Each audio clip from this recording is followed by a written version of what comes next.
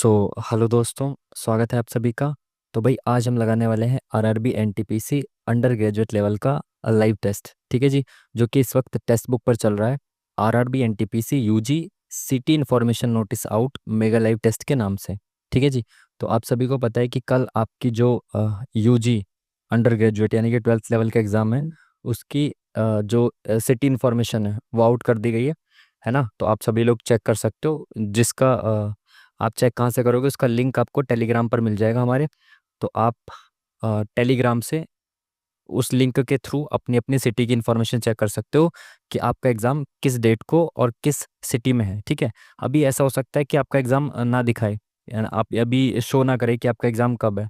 तो उसमें घबराने वाली बात नहीं है।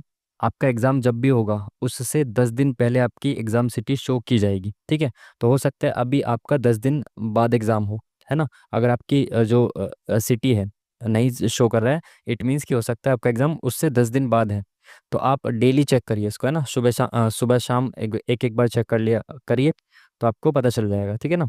ना दिखाए तो घबराने वाली बात नहीं है, इसका मतलब यही होगा कि आपका एग्ज़ाम 10 दिन के बाद है ना। तो आप कहाँ से चेक कर सकते हो, टेलीग्राम पे जाइए। हमारे यहाँ हमारे टेलीग्राम पर आपको डायरेक्ट लिंक मिल जाएगा, वहाँ से चेक कर लेना। अब टेलीग्राम का लिंक कहाँ मिलेगा आपको, वीडियो के डिस्क्रिप्शन में मिल जाएगा। ठीक है। वीडियो के डिस्क्रिप्शन से आप टेलीग्राम चैनल तक पहुँच जाओगे।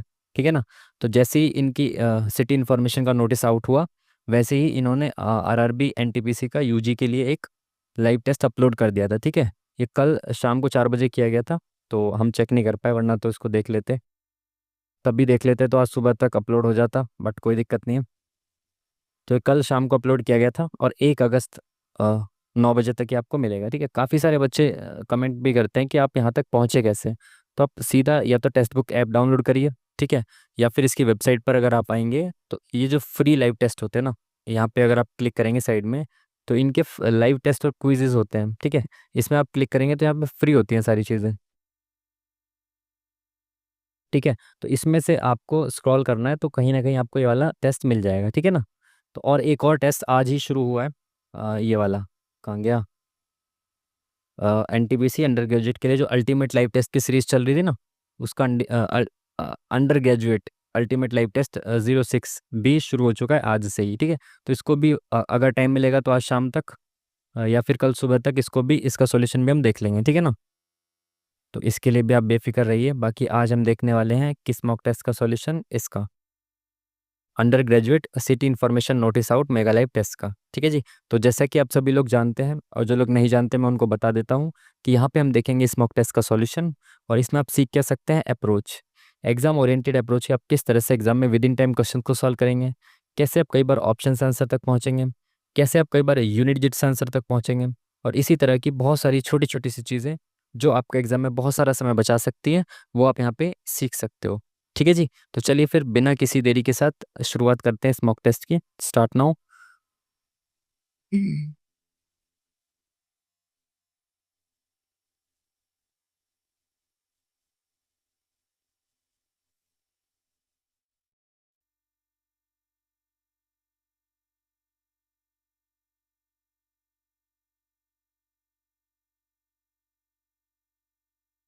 चलिए शुरू हो चुका है। अगर आपको इंग्लिश में क्वेश्चन को पढ़ना है तो आप इंग्लिश में पॉज करिए वीडियो को और क्वेश्चन को पढ़िए। 90 मिनट का टाइम है, बहुत टाइम है, तो मैं आपको इंग्लिश हिंदी दोनों में क्वेश्चंस दिखाता रहूँगा, बट मेनली हम सॉल्यूशन देखेंगे हिंदी में। ठीक है जी। हम्म, चलिए। कुछ कविताएं घोड़े हैं, तो भाई कविताएं हैं, इनमें से कुछ क्या है, घोड़े हैं, है ना। हिंदी में लिख देते हैं ऐसे करके, घोड़े हैं। सभी घोड़े खिलौने हैं, तो सारे घोड़े क्या हैं, खिलौने हैं। ठीक है। ये कविताएं हैं, ये कविताएं हैं। ठीक है। सभी खिलौने जहाज है, तो ये सारे खिलौने किसके अंदर आ जाएंगे, जहाज के अंदर आ जाएंगे। ठीक है। ठीक है। बोला क्या है, कंक्लूजन क्या है, सभी खिलौनों के कविता होने की संभावना है, सभी खिलौनों के कविता होने की संभावना है। कुछ कविताएं घोड़े हैं, तो कुछ कविताएं घोड़े हैं, तो ऐसा भी हो सकता है। और सभी घोड़े खिलौने हैं, तो सारे घोड़े खिलौने हैं, तो संभावना तो हो सकती है, संभावना से इनकार नहीं किया जा सकता। ठीक है। कुछ घोड़े जहाज हैं, तो कुछ घोड़े जहाज हैं, कुछ घोड़े जहाज है, बिल्कुल निश्चित रूप से कुछ घोड़े का जहाज है। तो दोनों ही निष्कर्ष जो है इसके सही होने चाहिए। Next question. इसको इंग्लिश में देखने की जरूरत नहीं है, क्योंकि क्वेश्चन मार्क पे क्या आएगा ये बताना है आपको। ठीक है। देखो फर्स्ट से फर्स्ट ऐसे सीरीज को चेक करते हुए चलना है आपको। HIJKLMN, तो एन आएगा। ठीक है, दो दो का गैप है, तो एन आ जाएगा, तो ये ऑप्शन खत्म, ये ऑप्शन खत्म। जे के बाद JKLLMNNOP, तो पी आएगा, तो ये वाला ऑप्शन भी खत्म। Option number C is the correct answer. आसान सा सवाल। नेक्स्ट क्वेश्चन, इंग्लिश में पढ़ लीजिए आराम से। एक घर के बाहर सूचना पट पर लिखा है कुत्तों से सावधान, तो इसके आधार पर क्या धारणाएं बनाई जा सकती हैं? घर में एक कुत्ते को पाला जा रहा है, अगर घर में कुत्ता नहीं होगा तो वो बाहर क्यों लिखेंगे कुत्तों से सावधान? घर में कुत्ता होगा ना, तभी तो लिखा है बाहर, तो करेक्ट होना चाहिए। कुत्ते सबसे वफादार जानवर होते हैं, कुत्ते सबसे वफादार जानवर होते हैं, ऐसा इस कथन से क्या पता लग रहा है क्या? इसको पाला जा रहा है इस वजह से वफादार, सबसे वफादार हो गया। इस कथन के आधार पर नहीं बता सकते हम, तो मेरे हिसाब से सेकंड गलत होना चाहिए, फर्स्ट सही होना चाहिए, केवल एक। ठीक है। बाकी इसमें क्या होता है ना, कई बार होता है आप गलत आंसर तक पहुंच जाते हो, एग्जामिनर कुछ दूसरा आंसर सही मानता है, तो इसमें आपको मार्जिन ऑफ एरर लेके चलना पड़ेगा एक दो क्वेश्चन का। ठीक है, कि एक दो क्वेश्चन हो सकता है आप कुछ और सोचे, एग्जामिनर कुछ और, तो वो गलत हो सकता है। ठीक है, तो इसमें घबराने की बात नहीं है ज़्यादा। बाकी सेक्शन पे ध्यान दीजिए, full out of full score उसमें करिए। बाकी सेक्शन मतलब जो रीजनिंग के बाकी सारे टॉपिक्स हैं ना, उनको करेक्ट कीजिए। इस वाले टॉपिक में थोड़ा सा एक दो क्वेश्चन का एरर लेके चल सकते हो आप। उठो जागो और तब तक नहीं रुको जब तक कि लक्ष्य तक ना पहुंच जाओ, ये कथन है। इसका निष्कर्ष क्या हो सकता है?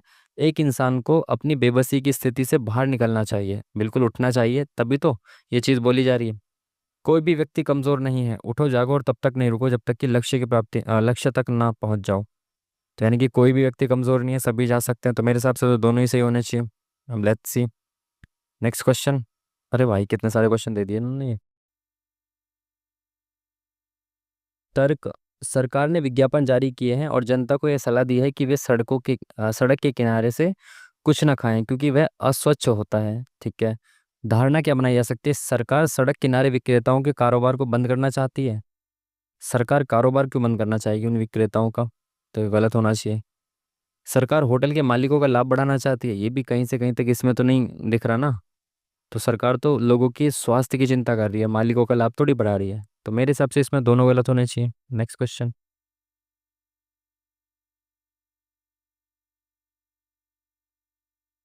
किसने सल्तनत काल के दो बुनियादी सिक्के चांदी का टंका और तांबे का जीतल? ये बहुत बार पूछा जा चुका है, बहुत बेसिक सा क्वेश्चन हो चुका है अभी। 90% ज़्यादा बच्चे इसको करेक्ट करेंगे। जो इल्तुतमिश था, इसने इन दोनों सिक्कों को जारी किया था। ठीक है, चलिए इसने क्या बोला है क्वेश्चन में? 1998 में अर्हता प्राप्त यानी कि क्वालिफाइड उम्मीदवारों की संख्या इतनी थी, तो 1998 में उपस्थित उम्मीदवारों की संख्या क्या थी? क्या बोला इसने? इंस्टीट्यूशनल परीक्षा में उपस्थित उम्मीदवारों की कुल संख्या से प्रतिशत दर्शाता है। कुल संख्या से कैट में उत्तीर्ण करने वाले उम्मीदवारों की संख्या का प्रतिशत दर्शाता है, यानी कि ये प्रतिशत दिया हुआ है जिन्होंने उत्तीर्ण की है परीक्षा।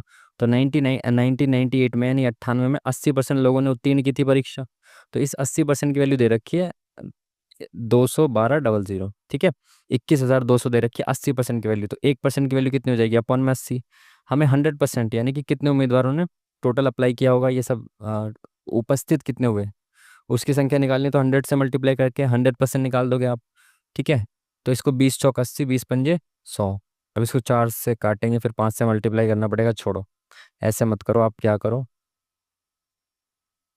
सीधा एक जीरो हटा दो पहले। ऐसे एक जीरो से एक जीरो गई, और यहाँ से ये वाली जीरो जो यहाँ पे आ जाएगी, खत्म। अब 8 से ही काट दो आप डायरेक्ट इसको। 8 दूनी 16, 4 और 1 5, 8 छिंग 48, 48 और 4 8 पंजे 40, 00, 265,000। ठीक है, बाद में बेफिजुल में मल्टीप्लाई करनी पड़ती है। Option number C is the correct answer. Next question,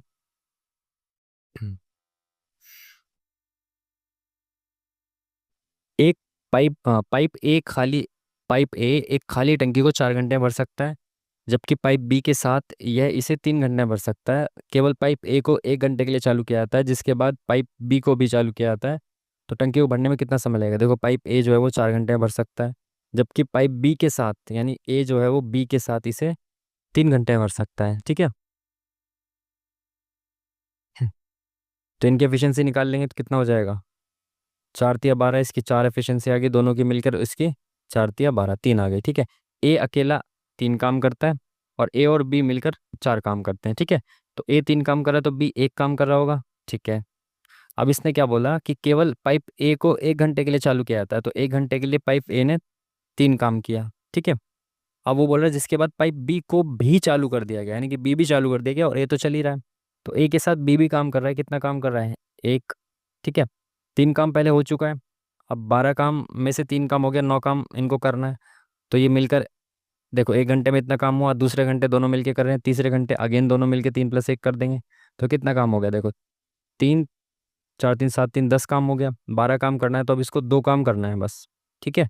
next day 2 काम करना है, बल्कि ये काम कर कितना सकते थे? 1 सेकेंड, ऐसे देखो आप इसको, 1 2 3 3 घंटे तो हो गए। ठीक है। अब नेक्स्ट डे ए और बी दोनों मिलकर काम करेंगे। ठीक है। ए और बी दोनों मिलकर काम करेंगे, 4 काम वो कर सकते हैं। ठीक है। बट उनको बाकी कितना काम रह गया? 2 काम रह गया ना, नहीं 1 काम रह गया, सॉरी। 4 8 9 10 11, सॉरी सॉरी सॉरी, 3 4 3 7, 3 10 और 11 काम हो चुका है, 1 काम बचा हुआ है। 3 घंटे में 11 काम हो चुका है, चौथे घंटे में ये 4 काम कर सकते थे मिलके, बट 4 में से एक ही काम करना है, यानी 1/4 काम करना है, तो 1/4 समय लगेगा, तो 1/4 घंटे का मतलब क्या होता है? 15 मिनट। तो 3 घंटे 15 मिनट, यानी कि option number B is the correct answer. ठीक है। आराम से समझते हुए चलेंगे, काफ़ी टाइम है, 1.5 घंटा है। ए बी के अपोजिट क्या आएगा, यानी कि मिरर इमेज आपको बतानी है। ठीक है। ऑप्शन से चेक करते हुए चलेंगे। तो ये एरो चेक करें पहले, एरो यहाँ पे नहीं है तो खत्म, ये हो सकता है ऐसे होना चाहिए ना, एरो इसके सामने ऐसे एरो आएगा, तो ये वाला ऑप्शन भी गलत। सी भी खत्म हो गया, डी देखें, डी ऑप्शन भी खत्म। तो पहले ऑप्शन है एक, सेकंड ऑप्शन है जो करेक्ट हो सकता है। डी में भी एरो नहीं दे रखा ना, यहाँ पे देखो आप, ये एरो नहीं है यहाँ पे, तो ये कैसे करेक्ट हो जाएगा? Only option number second is the correct answer. Next question. Pal Pratihara और राष्ट्रकूट के ने निम्नलिखित में से किस नगर पर नियंत्रण के लिए युद्ध में भाग, जो त्रिपक्षीय इनके बीच संघर्ष हुआ था, तो वो किसके लिए हुआ था? कन्नौज के लिए। ठीक है। याद होना चाहिए आपको, आसान सा सवाल। Next question.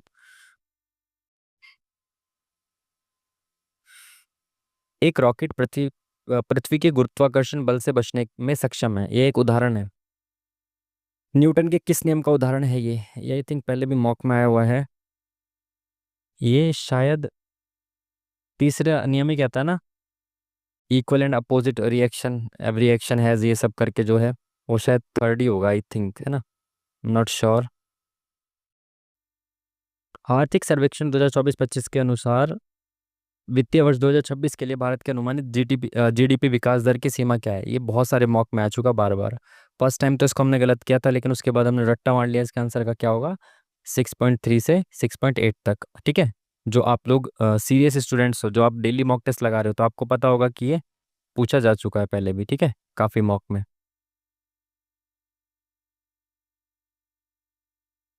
संविधान, भारतीय संविधान के मूल पाठ में डैश अनुच्छेद थे, तो मूल पाठ में 395 अनुच्छेद थे। आज भी 395 ही अनुच्छेद हैं, बट ऐसा नहीं है कि 396 कोई अनुच्छेद आ गया, ऐसा नहीं है।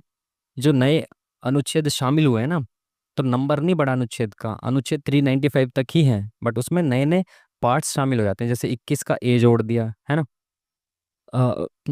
51 का ए जोड़ दिया, ऐसे करके पार्ट्स जोड़ दिए जाते हैं, है ना। आर्टिकल नए नहीं जोड़े जाते। तो इसका क्या आंसर हो जाएगा? 395 आर्टिकल शुरुआत में थे, आज भी उतने ही हैं, पार्ट्स उसमें जोड़ दिए गए। ठीक है। चलिए, इनटू का अर्थ योग है।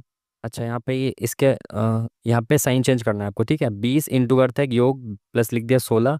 माइनस का अर्थ क्या है? माइनस का अर्थ है भाग, तो डिवाइड लिख दिया 2। प्लस का अर्थ क्या है? प्लस का अर्थ है गुणा, 2 लिख दिया। डिवाइड का अर्थ क्या है? व्यवकलन, मतलब माइनस होता है क्या? हाँ, सब्ट्रैक्शन। ठीक है, सॉरी। तो -8 आ गया यहाँ पे। ठीक है। तो यहाँ पे 8 है, 8 दूनी 16, 16 माइनस 8 कितना हो जाएगा? 8। तो 20 और 8 28, option number 1 is the correct answer. Next question.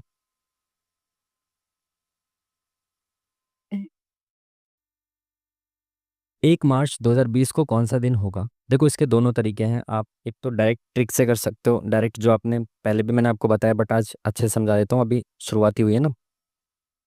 या तो आप ऐसा कर सकते हो कि अभी क्या चल रहा है, 2025 चल रहा है ना, 2025 में 1 मार्च तक जाओ आप। 1 मार्च 2025 तक जाने के बाद फिर पीछे पीछे चलते जाओ, एक एक माइनस करते रहो ऐसे करके, ठीक है। नहीं तो आप क्या, आपको पता होना चाहिए, आपको ऐसे ही किसी भी रैंडम डेट पे जाना हो, किसी भी रैंडम एक डेट पर आपको जाना है, तो आप क्या करोगे, आपको कोड से याद होने चाहिए। जो मंथ होते हैं ना, मंथ जैसे जनवरी, फरवरी, मार्च, अप्रैल, मई, जून, जुलाई, अगस्त, सितंबर, अक्टूबर, नवंबर, दिसंबर, इनके मंथ्स के कोड होते हैं 144, 0, 25, 0, 36, 146, ठीक है। ऐसे याद रखना है आपको। अब इसका फॉर्मूला क्या होता है, फॉर्मूले से पहले आपको शताब्दी के कोड भी याद रखने हैं ना, सेंचुरी के कोड भी याद रखने हैं। क्या होता है सेंचुरी के कोड्स, 1900 और 2000, इसका याद रखना है आपको, ठीक है। इसका होता है 0 और 2000 का होता है 6, ठीक है ना। और अगर पुरानी डेट आ जाए तो 1800 का कितना होता है, छोड़ो, 19 और 2000 तक याद रखो अभी, ठीक है। उसके बाद और कुछ चीज़ें, अब उसके बाद एक फॉर्मूला याद रखना है आपको कि जो भी डेट पूछी गई है उसमें सबसे पहले आपको लिखनी है डेट, ठीक है, डेट। ये फॉर्मूला आप लिख लेना, डेट, प्लस उसके बाद लिखना है आपको ईयर, प्लस उसके बाद लिखना है आपको लीप ईयर, ठीक है। उसके बाद लिखना है आपको सेंचुरी का कोड, और उसके बाद इसको डिवाइड करना है 7 से, ठीक है। चलिए, आपको 1 मार्च 2020 तक जाना है, तो डेट कितनी है, 1, प्लस ईयर कौन सा है, 2020, तो 20 लिखिए, लास्ट वाले दो चीज़ें लिख लीजिए, ठीक है। प्लस लीप ईयर कितने इसमें, 4 से डिवाइड करेंगे तो 5 आ गए, प्लस सेंचुरी कोड कितना है, 2000 सेंचुरी का कोड कितना है, 6, अपॉन में 7, तो 21 तो पूरा पूरा कट गया इससे, 7 गया, 4 बचा, ठीक है। तो 4 किसका कोड होगा, अब ये डेज के हिसाब से रखना पड़ेगा आपको। डेज में क्या होता है, संडे से शुरू होता है, संडे, मंडे, ट्यूसडे, ऐसे करके 1, 2, 3, 4 ऐसे चलता है, ठीक है। संडे, मंडे, ट्यूसडे, वेंसडे, ठीक है। वेंसडे को बुधवार होगा और बुधवार का कोड 4 होगा, लेकिन बुधवार तो यहाँ पे आ ही नहीं रहा, ये क्या हो गया, डेट प्लस मंथ, अच्छा अच्छा, सॉरी सॉरी सॉरी सॉरी, यहाँ पे यार मंथ भी आएगा, सॉरी यार, ये मंथ का भी तो कोड आएगा यहाँ पे, मंथ मंथ, ठीक है। मंथ का कोड यहाँ से लिखना है आपको, तो मंथ कौन सा है, मार्च का, तो मार्च का मंथ, जनवरी, फरवरी, मार्च, मार्च में आएगा 4, तो यहाँ पे +4 भी लिखना था आपको, ठीक है, +4 भी लिखना है। तो ये हो गया 6, 5, 11, और 11 और 4, 15, तो 15 को 7 से भाग करेंगे तो कितना बचेगा, 7 दूनी 14 और 1 15, एक बचेगा। तो एक किसका कोड होता है, रविवार का, तो ऑप्शन नंबर डी जो है वो करेक्ट आंसर हो जाएगा, ठीक है। समझ पाए बात को आप, चलिए इसको याद रखना है आपको। नेक्स्ट क्वेश्चन, प्रसिद्ध संगीतकार उस्ताद अमजद अली खान का जन्म इतने में डैश में हुआ। अच्छा, ये अमजद अली खान का ही लगातार पूछ रहे हैं, 4-5 मॉक से लगातार यही इनके बारे में ही पूछ रहे हैं, और इनका जो सही आंसर है वो है ग्वालियर, ठीक है। अब जो लगातार चीज़ें पूछी जा रही हैं उसको तो आप गलत नहीं कर सकते ना। नागालैंड की आओ जनजाति, ये भी काफ़ी बार पूछा, सेम ही सवाल बहुत बार पूछा जा चुका है, और ये आया हुआ भी है, पेपर में बहुत बार आया है। एक विशेष त्यौहार है, ये महोत्सव के बारे में पूछ रहा होगा 100%, ठीक है। बीज बोने के बाद मनाया जाता है, त्योहार का नाम क्या है। आओ जनजाति से जैसे ही आपको दिखे ना क्वेश्चन, तो मैं तो सीधा महोत्सव के साथ जाता हूँ, क्योंकि ये सेम क्वेश्चन बार बार रिपीटेड है, ठीक है। नेक्स्ट क्वेश्चन, कौन सी मानव शरीर की सबसे लंबी कोशिका है, सबसे लंबी कोशिका होती है तंत्रिका कोशिका, ठीक है। ये तो बहुत आसान सा सवाल है। नेक्स्ट क्वेश्चन, मनुष्यों में स्टार्च जैसे कार्बोहाइड्रेट का पाचन निम्नलिखित में से किस भाग से शुरू होता है। अगेन ये रिपीटेड क्वेश्चन है, जब सबसे पहली बार आया था तो हमने गलत किया था। स्टार्च जैसे कार्बोहाइड्रेट का पाचन जो होता है, कार्बोहाइड्रेट्स का जो पाचन है वो आपके मुंह से ही शुरू हो जाता है, मुख गुहा से ही शुरू हो जाता है, ठीक है। याद रखिएगा क्योंकि ये बार बार आ चुका है पहले भी।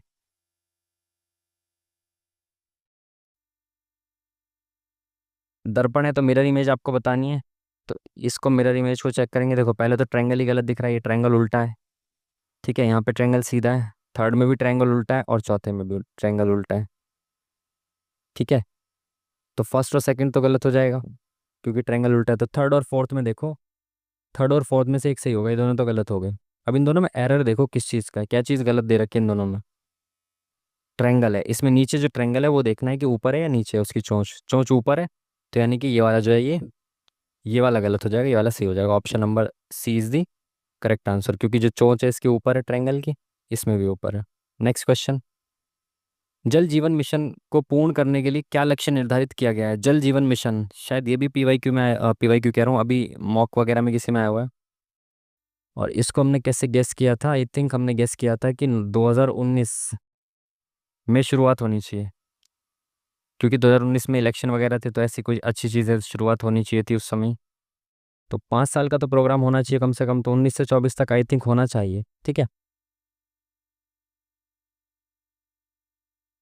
निम्नलिखित में से कौन सा नृत्य रूप शास्त्रीय नृत्य नहीं है? कुचिपुड़ी शास्त्रीय नृत्य बिल्कुल सही, ओडिसी है। बिहू नहीं है, असम का नृत्य है खाली, लेकिन ये शास्त्रीय नृत्य नहीं है। ठीक है, शास्त्रीय नृत्य आपको सारे याद होने चाहिए। कायाकल्प और शहरी रूपांतरण के लिए अटल मिशन अमृत किस मंत्रालय के तहत आता है? ये रीसेंट मॉक जो था ना, इससे जस्ट पिछला मॉक ग्रुप डी का उठाया, अभी उठा के देख लेना आप, जो शायद अभी ग्रुप डी का ही था ना, इससे भी रिसेंट का, या और कोई भी था सीजीएल के अलावा, तो उसमें भी सेम ही क्वेश्चन रिपीट हुआ, और उससे पहले भी 101 एग्जाम में ही क्वेश्चन रिपीट हुआ है। ठीक है, आवास और शहरी मंत्रालय 101 बार रिपीट कर चुके हैं इस सवाल को ये। लॉर्ड वेलेजली ने 1800 ईस्वी में फोर्ट विलियम कॉलेज की स्थापना कहाँ पे की थी? फोर्ट विलियम कॉलेज जो बनाया गया था आपका, कलकत्ता में बनाया गया था। आसान सा सवाल है, इवन ईयर भी याद रख लेना इसका, यूपीएससी में भी स्टेटमेंट पूछा गया है। ठीक है, नेक्स्ट क्वेश्चन, कौन सा युग्म जंतु जगत के जंतु संघ से संबंधित गलत है? तो जंतु जगत से संबंधित, यार ये सब ना बहुत ज़्यादा फैक्ट हो जाते हैं, रट्टा मारना मुश्किल हो जाता है। कुछ कुछ तो पता है, जैसे झींगे आर्थ्रोपोडा से संबंधित है, ये तो सही होना चाहिए। ठीक है, साइकन पॉरीफेरा से, ये भी सही होना चाहिए। स्टारफिश इकाइनो डर्मेटा, लीवर फ्लूक निमेटोडा, या तो फर्स्ट या फोर्थ में से एक होना चाहिए, बट फर्स्ट पे लिखा है तो इसके साथ नहीं जाएंगे, फोर्थ पे जाएंगे, क्योंकि शुरुआत में शायद ना दे गलत। ठीक है, नेक्स्ट क्वेश्चन, जब एक वस्तु को 25% की छूट के बाद इतने रुपए में बेचा जाता है तो इसका अंकित मूल्य ज्ञात कीजिए। 25% की छूट के साथ इतने रुपए में बेचा है, अब इससे आसान सवाल हो सकता है क्या? अगर मैंने अंकित मूल्य पर 25% की छूट दी है, तो मैंने 75% पे बेचा होगा उसके, तो अंकित मूल्य का 75% इतना दे रखा है, तो 100% आपको निकालना है, तो इंटू 100 कर दो। 25×3 = 75, 25×4 = 100, 3 से काट दो, 3 एकम 3, 3 दूनी 6, 3×7 = 21, 3×5 = 15। अब इसको मल्टीप्लाई करो आप, जैसे 12×4 = 4800, 75×4 = 75 दूनी 150, 150 दूनी 300, 4800 और 300 कितना होगा? 5100। Option number C is the correct answer. ठीक है, नेक्स्ट क्वेश्चन,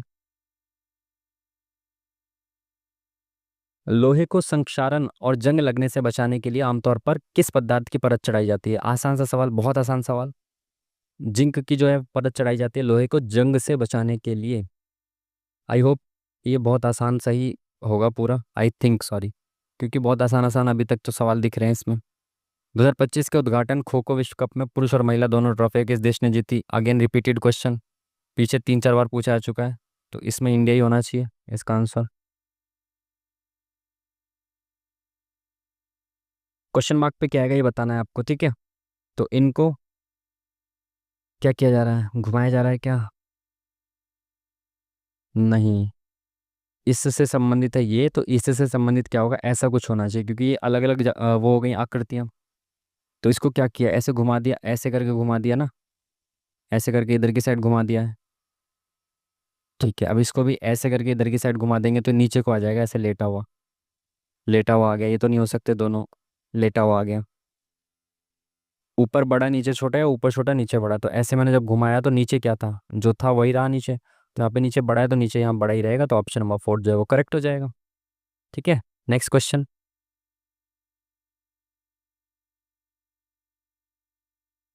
10,000 रुपये पर 6% प्रतिवर्ष की दर से 2 वर्ष के लिए साधारण ब्याज कितना है? बताओ, इतना टफ क्वेश्चन कैसे कोई बताए? 12%, यानी कि 20 खत्म 1200। Option number C is the correct answer. 1 साल में 6% मिलता है साधारण ब्याज, तो 2 साल में 12% मिलेगा। ठीक है, तो इसका 12% निकालोगे तो इंटू 12/100 करोगे तो 20 से 20 खत्म, 100 की गुणा 12 से करोगे तो कितना आ जाएगा? 1200 आ जाएगा। सवाल है ये कोई? इसको सवाल कहते हैं क्या? नहीं कहते। क्वेश्चन मार्क की जगह पे क्या आएगा आपको ये बताना है। तो 5×2 = 10 + 3, 13×2 = 26 + 3, 125×2 = 250 + 3। बताओ, प्लस इंटू 2 + 3 हो रहा है ना, इंटू 2 + 3, तो 29×2 = 58, 58 + 3 = 61। Option number C. Cross check कर लो एक बार, 61 और दूनी कितना हो जाएगा? 122, और +3 कितना हो जाएगा? 125। क्रॉस चेक भी कर लिया आपने। Option number C is the correct answer. Next question, अपनी सामान्य चाल के 3/4 चाल से चलते हुए तन्वी अपने सामान्य समय से 2 घंटा अधिक समय लेती है, तो उसका सामान्य समय क्या होगा? बहुत आसान सा सवाल है। 1 यूनिट की वैल्यू 2 दे रखी है, पूछा क्या है, चाल के 3/4, तो पहले 4 थी चाल तो 3 हो गई, तो 3 से 4। 1 यूनिट की वैल्यू 2, तो क्या पूछा है, सामान्य समय, तो 3 दूनी 6। देखो मैं आपको समझा देता हूँ। जब सेम डिस्टेंस ट्रेवल किया जाता है, जब डिस्टेंस सेम हो, तो स्पीड और टाइम का जो है रेशियो इनवर्स होता है, उल्टा होता है एक दूसरे से। जैसे इसने कहा कि जो सामान्य चालती है उसका 3/4 चाल से चलती है, तो पहले अगर वो 4 चाल से चलती थी तो अब वो 3 चाल से चल रही है। तो पहले जो टाइम का रेशियो होगा ना, अगर स्पीड का रेशियो 4:3 है तो टाइम का रेशियो 3:4 हो जाएगा। ठीक है, उल्टा होता है जब डिस्टेंस सेम हो। ठीक है, अब इसने बोला कि इस स्थिति में अब उसको 2 घंटा अधिक समय लगता है, तो अगर पहले 3 यूनिट टाइम लग रहा था तो 4 यूनिट टाइम अब लग रहा है। इससे कितना ज़्यादा लग रहा है, 1 यूनिट टाइम, बट एक्चुअली में तो 2 घंटे ज़्यादा लग रहे हैं। तो 1 यूनिट की वैल्यू 2 घंटे है। पूछा क्या है, सामान्य समय, तो सामान्य समय कितना था, 3 यूनिट।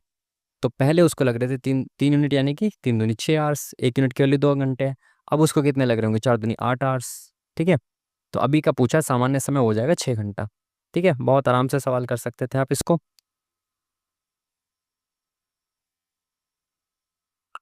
किस शासक का उल्लेख प्रसिद्ध बौद्ध ग्रंथ मिलिंदपन्हो में राजा मिलिंद के रूप में किया गया है? राजा मिलिंद जो है वो मिनांडर हैं। ठीक है, प्रश्नोत्तरी होती है, ये तो आपने पढ़ा ही होगा। चलिए आगे बढ़ते हैं। क्या पूछा इसने, किस संख्या का वर्गमूल अपरिमेय है? यानी इनका अगर स्क्वायर रूट किया जाए सभी का, तो किसका स्क्वायर रूट नहीं होगा, क्योंकि जिसका स्क्वायर रूट निकल आएगा वो तो परिमेय संख्या हो जाएगी, सिंपल सी बात है। तो किसका स्क्वायर रूट नहीं होगा? तो अगर मैं देखूँ तो इसका नहीं होगा, सिंपल 5 सेकंड में आंसर लगा सकते थे आप। कैसे, देखो, आपको एक चीज़ पता होनी चाहिए, जो परफेक्ट स्क्वायर होता है ना, जो परफेक्ट स्क्वायर होगा उसके लास्ट के जो 2 डिजिट होंगे ना, लास्ट के 2 डिजिट ये हमेशा 1 से लेके 24 तक के स्क्वायर के ही लास्ट डिजिट होंगे।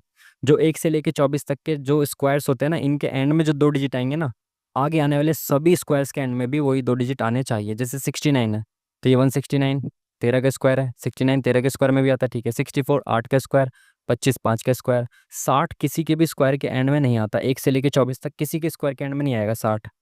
ये मुझे ये नहीं पता कि 60 नहीं आता, ये भी पता है कि 60 नहीं आता, बट ये उससे ज़्यादा जल्दी ये कैच कर पा रहा था मैं। 69 आता है, 64 आता है, 25 आता है, तो ये गलत हो गया। तो यानी कि इसका स्क्वायर रूट नहीं निकलेगा। अगर इसका स्क्वायर रूट नहीं निकलेगा तो यानी कि अपरिमेय हो जाएगी। रूट के अंदर जो संख्या होती है उसको तो आप अपरिमेय कहते हैं। तो अगर इसका स्क्वायर रूट नहीं निकला तो अपरिमेय। यहाँ पे देखो आसपास के उससे देख लो आप, जैसे के है तो के के पहले क्या ओ है, यहाँ पे तो ओ आ जाएगा। ठीक है, तो ओ, ये ऑप्शन खत्म। के बाद क्या है, टी है, टी से पहले क्या डी है, तो टी से पहले यहाँ डी आ जाएगा, तो ओ के बाद डी आना चाहिए, ये ऑप्शन खत्म। तो NOK, KDT, NOK, NOK, DT, NOK, DT, तो यहाँ डी आ जाएगा टी से पहले। तो अगेन यहाँ डी आ जाएगा, तो यहाँ ODD, तो ODD, ये ऑप्शन खत्म, तो option number 1 is the correct answer. इस तरह से आप इसको कर सकते थे। नेक्स्ट क्वेश्चन, निम्नलिखित में से कौन भारतीय संविधान की गैर संघीय विशेषता है? गैर संघीय का मतलब होता है, देखो, एक होती है संघीय विशेषता और एक होती है एकल विशेषता। संघीय विशेषता वो होती है जो सेंटर प्लस स्टेट दोनों को पावर देने वाली बात करती है। ठीक है, जो सेंटर प्लस स्टेट दोनों की पावर्स की बात करती है। और एकल विशेषता जो आपके सेंटर को ज़्यादा मजबूत बनाती है। ठीक है, तो एकल विशेषताओं की अधिकांश जो एकल विशेषता है ना, अधिकांश एकल विशेषताओं में एकल शब्द जुड़ जाता है अपने आप। ठीक है, तो जैसे मैंने यहाँ पे एकल देखा तो मेरे हिसाब से तो यही होना चाहिए। बाकियों को पढ़ लो आप। स्वतंत्र न्यायपालिका क्या सेंटर को मजबूत करेगी? नहीं। स्टेट अगर स्वतंत्र न्यायपालिका, तो स्टेट भी तो जाके अपना पक्ष रख सकता है ना। लिखित संविधान, तो सेंटर मजबूत है क्या, उसको कभी भी चेंज कर सकता है क्या? नहीं। जब लिखित है तो कैसे चेंज कर देगा? शक्तियों का विभाजन अपने आप में संघीयता की जो है वो डेफिनेशन में आ जाता है। शक्तियों का विभाजन है तो संघीय है। तो एकल आ गया। वैसे भी एकल देखते ही मैं इसके साथ जाता।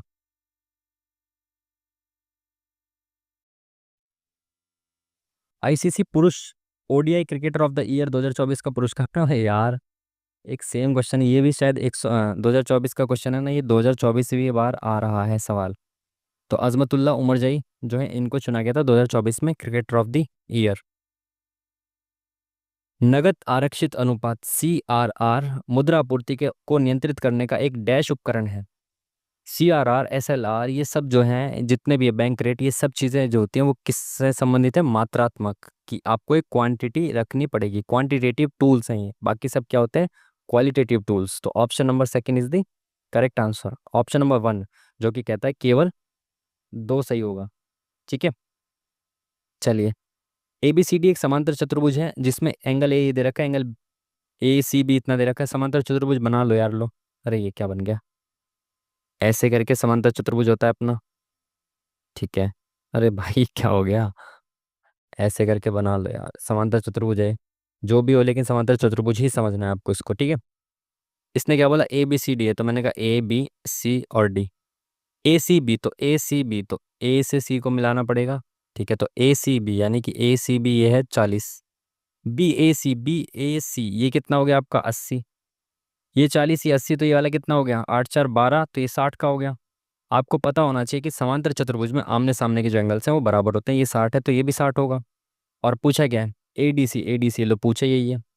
Option number D is the correct answer. आसान सा सवाल। नेक्स्ट क्वेश्चन भाई।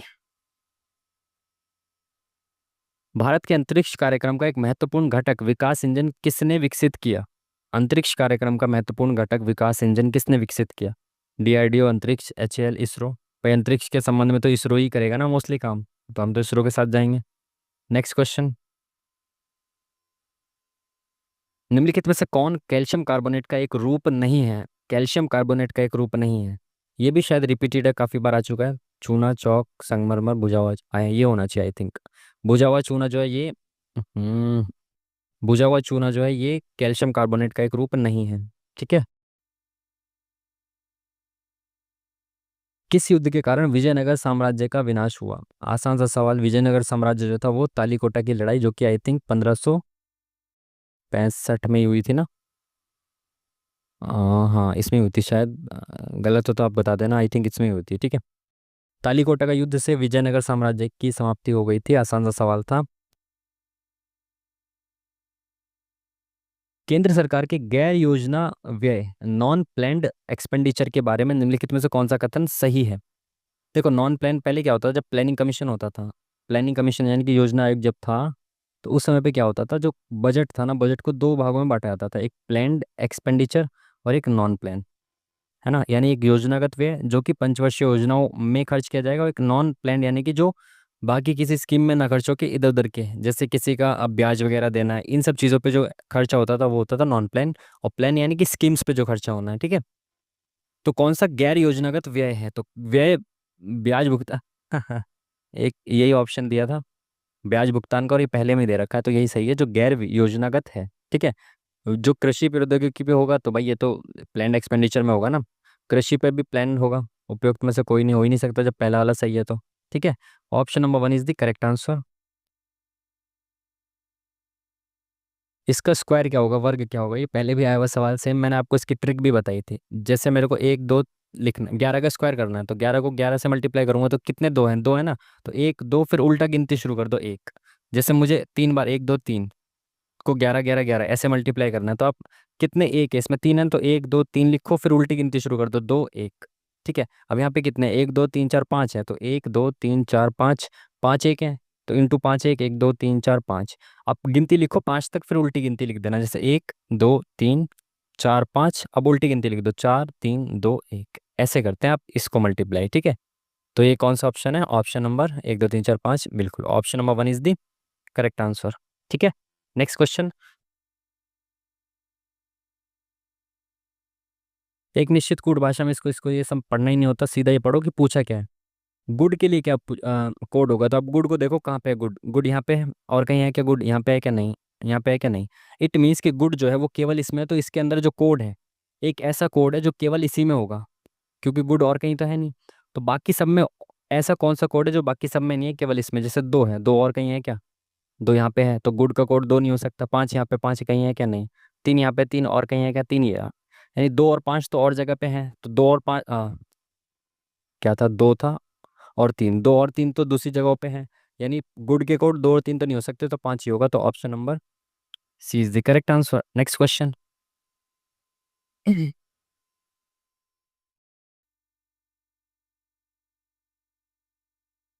ये माइनस बराबर जीरो, ये ट्रिग्नोमेट्री के क्वेश्चंस। ये बराबर क्या होगा, sec theta minus cos theta zero है, यानी कि ऐसी मेरे को वैल्यू देखनी पड़ेगी जहाँ पे सेक थीटा और कॉसेक थीटा बराबर हों। तो मैं अपनी ट्रिग्नोमेट्री की टेबल जो कि मेरी टेबल पे रखी है उसमें देख लेता हूँ, एक सेकेंड। सेक और कॉसेक है ना, सेक और कॉसेक कहाँ पे बराबर होंगे, सेक और कॉसेक बराबर होंगे भाई 45 डिग्री पे, ठीक है। तो मैंने थीटा को 45 डिग्री मान लिया, और ये कितना है, √2, -√2, तो ये जीरो हो जाएगा, ठीक है, सेटिस्फाई करेगा। तो थीटा को आप 45 रख दो, तो ये √2 आएगा, √2 का स्क्वायर कितना हो जाएगा, 2 + √2 का स्क्वायर कितना हो जाएगा, सेक और कॉसेक है ना, हाँ ठीक है। तो 2 और 2 4, तो option number D is the correct answer. आसान सा सवाल था। Next question. पी और एस का संबंध बताना, तो पी से एस का संबंध बताएंगे, ठीक है। पी इंटू क्यू का मतलब क्या है, इंटू का मतलब है ए बी की पत्नी है, तो ए पत्नी है किसकी, बी की, तो ये पति हो गए, ठीक है। क्यू डिवाइडेड बाय आर मतलब ए बी का पिता है, तो ए जो है वो पिता है किसका, बी का पिता है। आर माइनस टी का मतलब क्या है, ए बी का भाई है, तो आर जो है वो भाई है किसका, टी का। तो टी इंटू एस का मतलब क्या है, टी इंटू एस का मतलब है ए बी की पत्नी है, तो ए जो है वो पत्नी है किसकी, एस की, तो एस पति हो गया। पूछा क्या है, पी एस से किस प्रकार संबंधित है, एस से किस प्रकार संबंधित है पी, तो एस की पत्नी की माता, तो मेरी पत्नी की माता कौन लगेंगी, मेरी सासू मैया। Option number B is the correct answer. Next question. एक पहिए का व्यास 84 मीटर है, इतने मीटर की दूरी तय करने के लिए तय करने में इसे कुल कितने चक्कर लगाने होंगे। बहुत आसान सा सवाल, देखो ये एक पहिया है, ठीक है, ये एक पहिया है, इसका कलर चेंज कर देते हैं लो। ये मैं कह रहा हूँ यहाँ से यहाँ तक, जैसे ये पहिया यहाँ से चलना शुरू करा, तो जब ये ऐसे चलेगा चलेगा चलेगा चलेगा, तो ऐसे जैसे जैसे यहाँ से चलना चलना चलना शुरू किया, तो यहाँ पे जैसे जैसे चलता जाएगा, तो एक चक्कर जो भी होगा इसका, एक चक्कर में ये अपनी परिधि के बराबर ही तो चलेगा एक चक्कर में। तो एक चक्कर में जितना भी ये चलेगा ना, वो इसकी परिधि यानी कि सरकम फ्रांस के बराबर डिस्टेंस को ट्रेवल करेगा। तो एक चक्कर में कितना चल रहा है निकाल लेते हैं, फिर हम देख लेंगे इतना जो कितने चक्कर में चलेगा। तो भाई एक चक्कर की दूरी निकाल लो आप। तो भाई एक चक्कर में कितना चलेगा, अपनी परिधि के बराबर, और वृत्त की परिधि क्या होती है, 2πr होती है। तो 2 × पाई इंटू आर कितना है, व्यास आपको 84 दे रखा, तो रेडियस इसका आधा होती है, तो 2 × 4 = 2 × 2 = 6, तो 7 × 42, 6 × 2 = 22। ठीक है, बिल्कुल कैलकुलेशन मत करो क्योंकि आगे डिवाइड ही करना है, कैलकुलेशन ही मत करो। 792 मीटर की दूरी तय करने में उसे कुल कितने चक्कर लगाने होंगे, भाई 792 मीटर की दूरी तय करनी है, एक एक चक्कर में इतना टाइम लगाता है वो, तो एक चक्कर से डिवाइड कर दो इसको, तो इस दूरी में कितने चक्कर लगाएगा ये पता चल जाएगा, ठीक है। काटो इसको, देखो 11 दूनी 22, 11 सत्ते 77, 11 दूनी 22, 12 दूनी 24, 72, तो 3 चक्कर में वो इस डिस्टेंस को कवर कर लेगा, लेकिन यहाँ तो आंसर ही नहीं आ रहा। अच्छा ये सेंटीमीटर है, ये मीटर है, तो इस मीटर को हम सेंटीमीटर में बदल देते हैं ना, तो 2 0 लगा देंगे तो आगे 2 0 लग जाएगी। मीटर है ना, ये सेंटीमीटर में चेंज करना पड़ेगा ना, तो option number 1 is the correct answer. Next question.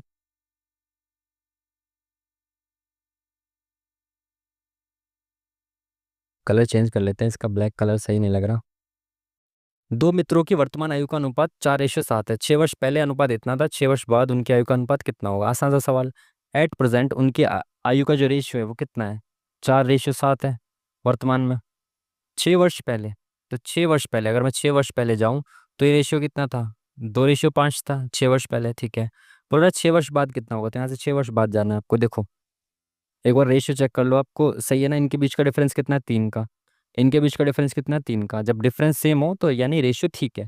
तो यहाँ से यहाँ तक का गैप कितना है, 2 2 यूनिट, यहाँ से यहाँ तक का 2 यूनिट, बट एक्चुअल गैप कितना है इसके बीच में, 6 का है ना। यहाँ से यहाँ तक की दूरी 6 वर्ष है, बट यहाँ पे 2 यूनिट है, तो 1 यूनिट की वैल्यू कितनी आ गई, 3 वर्ष। अगर 1 यूनिट की वैल्यू 3 वर्ष है, तो 7 की वैल्यू आ गई 21, और 4 की आ गई 12, 4 × 3 = 12। तो ये तो इनकी प्रेजेंट एज आ गई, बोल रहे 6 वर्ष बाद, तो 12 और 6 18 हो जाएगा, 21 और 6 27 हो जाएगा। तो रेशियो निकालो, 9 दूनी 18, 9 3 27, 2:3 इनकी आयु का अनुपात हो जाएगा। Next question.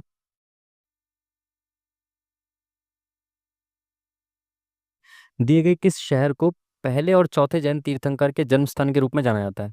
देखो आपको बेशक चौथे का नहीं पता, लेकिन जो पहले हैं वो तो आपके ऋषभ देव है ना। तो जो ऋषभ देव हैं, जिनको जैन धर्म का पहला तीर्थंकर माना जाता है, वो कहाँ पैदा हुए थे, अयोध्या में पैदा हुए थे। इसका तो आपको पता ही होना चाहिए ना, आसान सवाल है।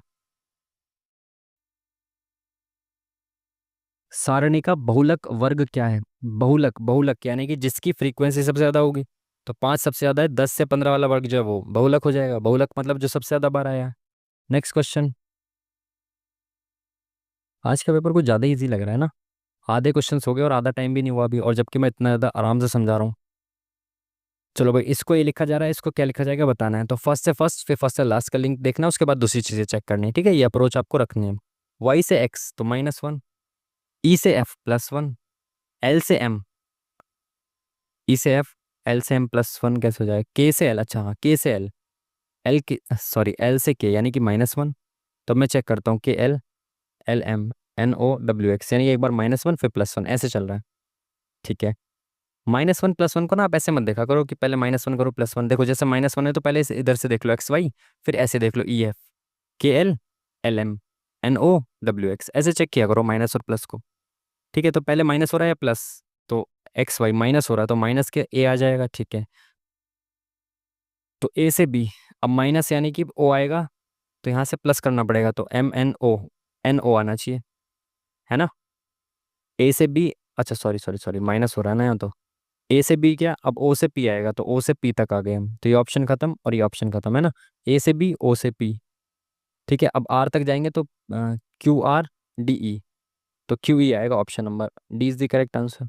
ठीक है ना, A B O P Q R D E. ठीक है, ऐसे आपको चेक करना होता है। Last option number D is the correct answer. किसी कार्य को करने में ए बी की दक्षता इतनी इतनी है, रेशियो दे रखा है, एफिशिएंसी का रेशियो दे रखा है। एक साथ कार्य करते हुए एक कार्य को 30 दिनों में पूरा कर सकते हैं, ए अकेले उस कार्य को कितने दिनों में पूरा करेगा। आसान सा सवाल है भाई। ए और बी की एफिशिएंसी दे रखी है, यानी ए जो है वो 3 काम करता है एक दिन में, बी जो है 5 काम करता है। दोनों मिलकर एक दिन में 8 काम करते हैं और 30 दिन में काम को पूरा कर देते हैं। इट मीन्स कि, एक सेकेंड, 8 × 30, एक दिन में 30 काम हो रहा है, तो 30 दिन में 240 काम हो रहा है, तो टोटल काम कितना है, 240 है।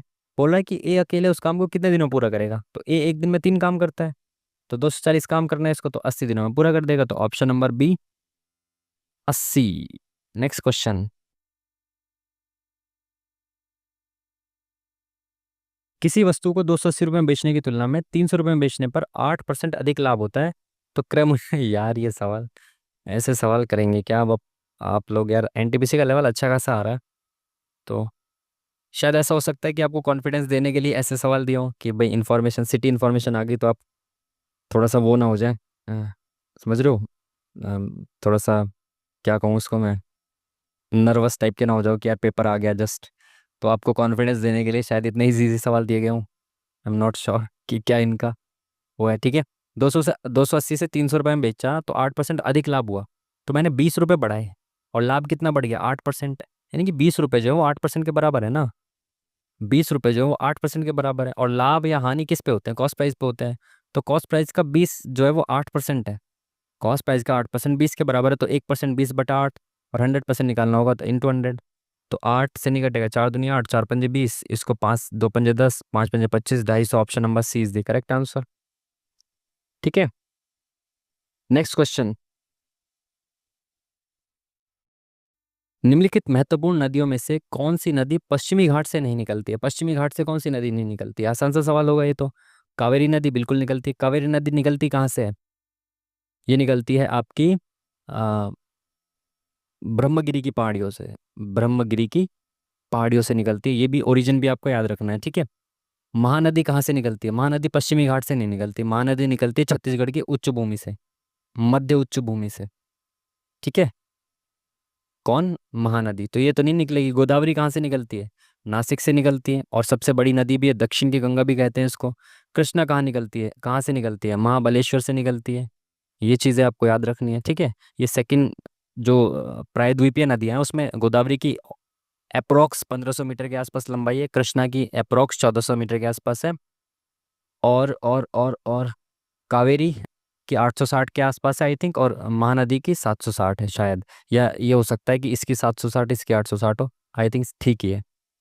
महानदी जो पश्चिमी घाट से नहीं निकलती। मिजोरम के 25वें राज्यपाल के रूप में किसने शपथ ली है। अब देखो यार ये सवाल शायद 20 21 बार तो ईमानदारी से आ चुका होगा सीरियसली। ठीक है, तो ये सवाल भाई रिपीटेड है बहुत बार, वीके सिंह। Next question. कितने रजिस्टर ना तो औजार हैं और ना ही तलवार है। तो रजिस्टर कहाँ है? ये वाले रजिस्टर हैं। ना तो औजार ना ही तलवार, तो इन सब के बाहर हैं, तो 18 हैं। Option number B is the correct answer. Next question.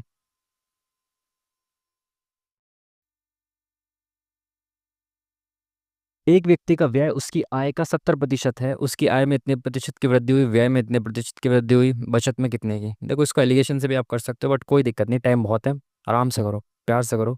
अगर मैंने कहा इनकम बराबर क्या होता है, इनकम बराबर होता है एक्सपेंडिचर प्लस में आपकी सेविंग।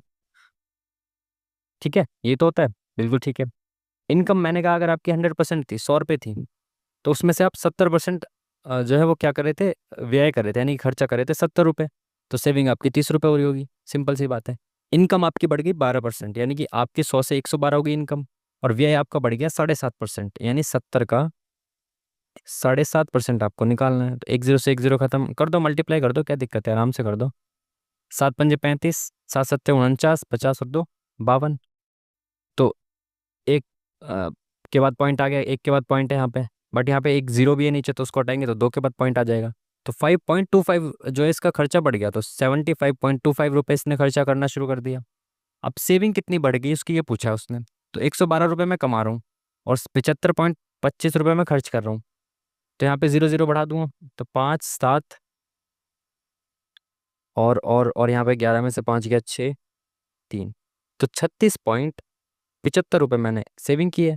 बोल रहा है सेविंग में कितने प्रतिशत की वृद्धि हुई है, तो सेविंग पहले 30 थी, अब इतनी हो गई, तो 6 रुपये की 6.75 की वृद्धि हुई है, किस पे, 30 रुपये पे। इंटू 100 करोगे परसेंटेज निकल आएगा, तो ये जीरो उड़ाने के लिए नीचे 2 जीरो लगा दो, 2 जीरो से 2 जीरो खत्म।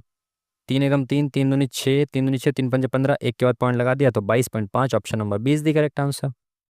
ठीक है जी, आसान सा सवाल।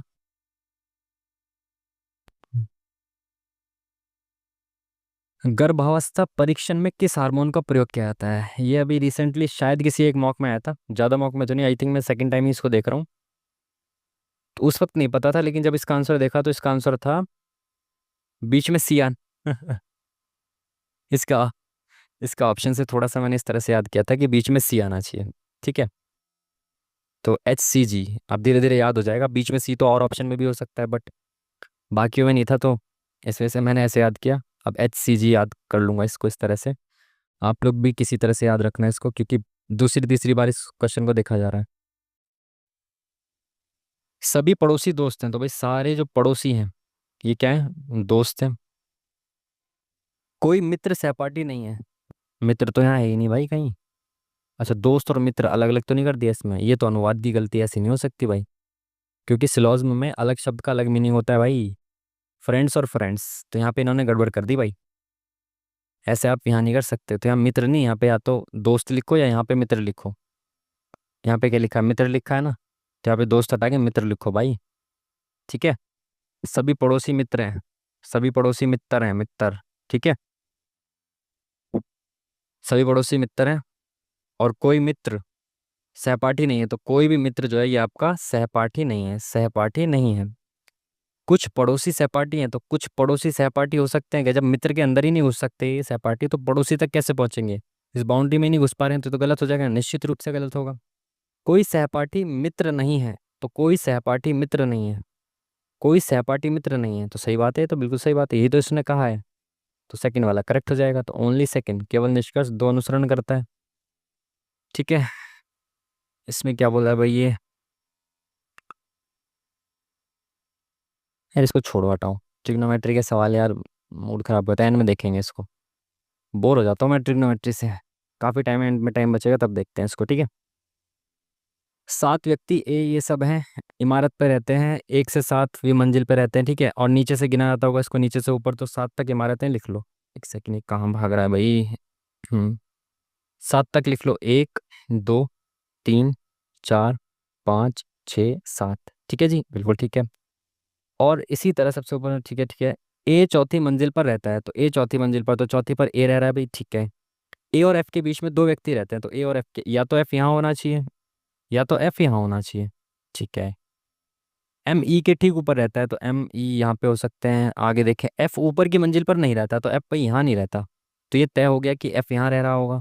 ठीक है, क्यू दूसरी मंजिल पर रहता है, तो भाई क्यू यहाँ पे रह रहा है। ठीक है, एल क्यू का निकटतम पड़ोसी नहीं है, तो एल यहाँ पे कहीं नहीं होगा, एल इनमें से एक पे होगा।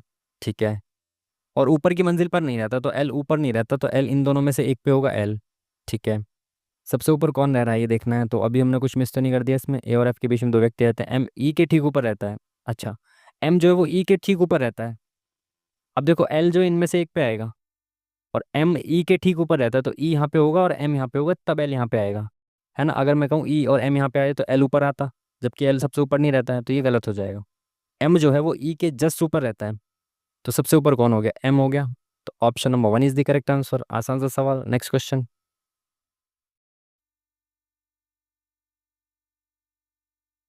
ये सब दिया हुआ है, एम एन पी का मान बताना है। देखो कुछ नहीं करना है इसमें, क्या होता है, जिसके सामने जो लिखा है उसकी वैल्यू वही होती है। देखो एम के सामने क्या लिखा है, 8 लिखा है, एन के सामने 3 लिखा है, तो एम की वैल्यू 8 है, उसका मल्टीपल होनी चाहिए, तो 8 ये रहा, और एन की वैल्यू 3 है। अब देखो एन के सामने क्या लिखा है, 24, तो एन की वैल्यू 24 हो जाएगी। पी के सामने क्या लिखा है, 8 लिखा है, तो पी की वैल्यू 8 हो जाएगी, तो 8, 1 और 3। तो एन और पी का रेशियो क्या हो गया, 3:1। ये दिख रहा है ना आपको, इस तरह से आसानी से आप कर सकते हो, जिसके सामने जो लिखा है उसकी वैल्यू वही होती है।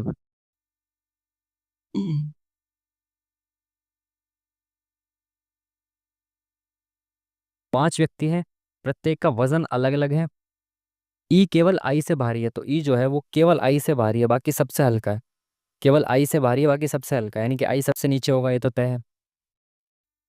ए ई और वी से भारी है, तो ई और वी से भारी है ए, तो ई या वी यहाँ पे हो सकता है, या वी इसके नीचे हो सकता है ना, दोनों से भारी है ए, ठीक है। लेकिन जे जितना भारी नहीं है, तो ए जो है वो जे जितना भारी नहीं है, तो ए जे ऊपर आ जाएगा। उनमें से तीसरा सबसे भारी व्यक्ति कौन है, 5 लोग हो गए क्या? 1 2 3 4 5, ठीक है। तो तीसरा कौन है भाई, देखो तीसरा अगर वी यहाँ पे हुआ तो तीसरा वी होगा, अगर वी नीचे हुआ तो ई होगा, तो वी और ई में से एक ही ऑप्शन में दे रखा है, लो खत्म काम। Next question. 2011 की जनगणना जनगणना से प्राप्त अंतिम आंकड़ों के अनुसार भारत की साक्षरता दर बताओ। ये सवाल अब हालांकि एग्जाम में आएगा, ऐसे सवाल रिपीट होते एग्जाम में, सेम क्वेश्चन। अब देखो आंख बंद कर आंख बंद करके लगाऊं इस पे, कौन सा हो सकता है, देखो ये ज्यादा नीचे चला गया तो ऑप्शन नंबर 4, ठीक है। आसान सा सवाल है, याद रखना, और जो मेल और फीमेल है उनकी भी अलग अलग आपको याद रखनी है, ठीक है, साक्षरता दर। चलिए नेक्स्ट क्वेश्चन, क्या बोला इन्होंने, दो शंकुओं की ऊंचाई का रेशियो इतना है, त्रिज्या का रेशियो इतना है, तो आयतन का अनुपात कितना होगा। देखो भाई, मैं कहता हूँ मैं कहता हूँ, क्या कह रहा हूँ मैं, थोड़ी कहता हूँ, ये तो है बात जो है वो है। मैं ये कह रहा हूँ कि जो अनुपात लेना है वो आयतन का लेना है, तो आयतन क्या होता है, शंकु का आयतन होता है 1/3 पाई r² h, और दूसरे वाले का भी 1/3 पाई r² h, ऐसे लिख लो आप। तो दो की ऊंचाई दी हुई है, तो इसको मान लेता हूँ पहला, इसको दूसरा, तो अगेन इसको पहला इसको दूसरा मान लेता हूँ, तो पहले की ऊंचाई 2 है और त्रिज्या 1 है, तो देखो 1/3 पाई से तो 1/3 पाई गया। अब यहाँ पे त्रिज्या कितनी है, पहले की 1 है, और ऊंचाई कितनी है, 2 है, तो 1 का स्क्वायर 1, 2 की जगह 2। दूसरे वाले में त्रिज्या कितनी है, 2 है, तो 2 दूनी 4, और ऊंचाई कितनी है, 1 है, तो 2 दूनी 4, इसका रेशियो कितना आ जाएगा, 1:2। Option number third is the correct answer. Next question. वह वह व्यक्ति कौन है जिनका नाम देवनाम प्रियदर्शी। ये बहुत आसान सवाल। अशोक जो थे वो अपने आप को, अशोक तो कहीं कहीं जगह ही मिला है इनका नाम, लिए अपने आप को किस नाम से संबोधित करते थे, देवनाम प्रियदर्शी, ठीक है। तो option number B is the correct answer. Next question. A और बी के निर्देशांक कितने हैं, तो ए और बी की लंबाई कितनी है। आसान सा सवाल, ऐसे कर दो, देखो इसको आप इस तरीके से करते हैं ना, फॉर्मूला वॉर्मूला सब गया तेल लेना, आप ऐसे आसानी से करो इसको, ठीक है। ये ठीक है, आपको पता है ये क्या होता है, वाई होता है, ये क्या होता है, एक्स होता है, ठीक है। तो यहाँ पे कितना होगा, 0 होगा। ए बिंदु और बी बिंदु के निर्देशांक दिए हुए हैं, तो ए क्या है, एक्स की वैल्यू -2 है, तो माइनस इधर आएगा, 1 और 2, -2 आ गया, ठीक है। और वाई, यहाँ पे वाई की वैल्यू 0 है, तो -2 और 0, तो एक बिंदु तो ये हो गया ए, ठीक है। इसमें 2 और 3, तो एक्स की वैल्यू 2 है, तो 1 और 2, तो 2 आ गया यहाँ पे, और 3 किसकी है, वाई की वैल्यू 3 है, तो वाई को 1 2 3, तो वाई की वैल्यू 3 है, तो ये आ गया दूसरा बी बिंदु, ठीक है। इसकी लंबाई आपको बतानी है, ए और बी की इसकी लंबाई बतानी है, तो देखो ऐसे बना दो इसको, राइट एंगल ट्रायंगल। तो ये क्या हो गया, इसकी यहाँ से यहाँ तक की दूरी ऊपर तक कितनी है, वाई की वैल्यू 3 है, तो इसकी वैल्यू 3 हो गई, और इसके बीच की दूरी कितनी है, यहाँ से यहाँ दो, यहाँ से यहाँ दो, तो ये टोटल ओवरऑल 4 हो गया। 3, 4 और 5 का ट्रिपलेट होता है, आप सभी को पता है, तो 5 हो जाएगी इसकी वैल्यू ए और बी की। Next question.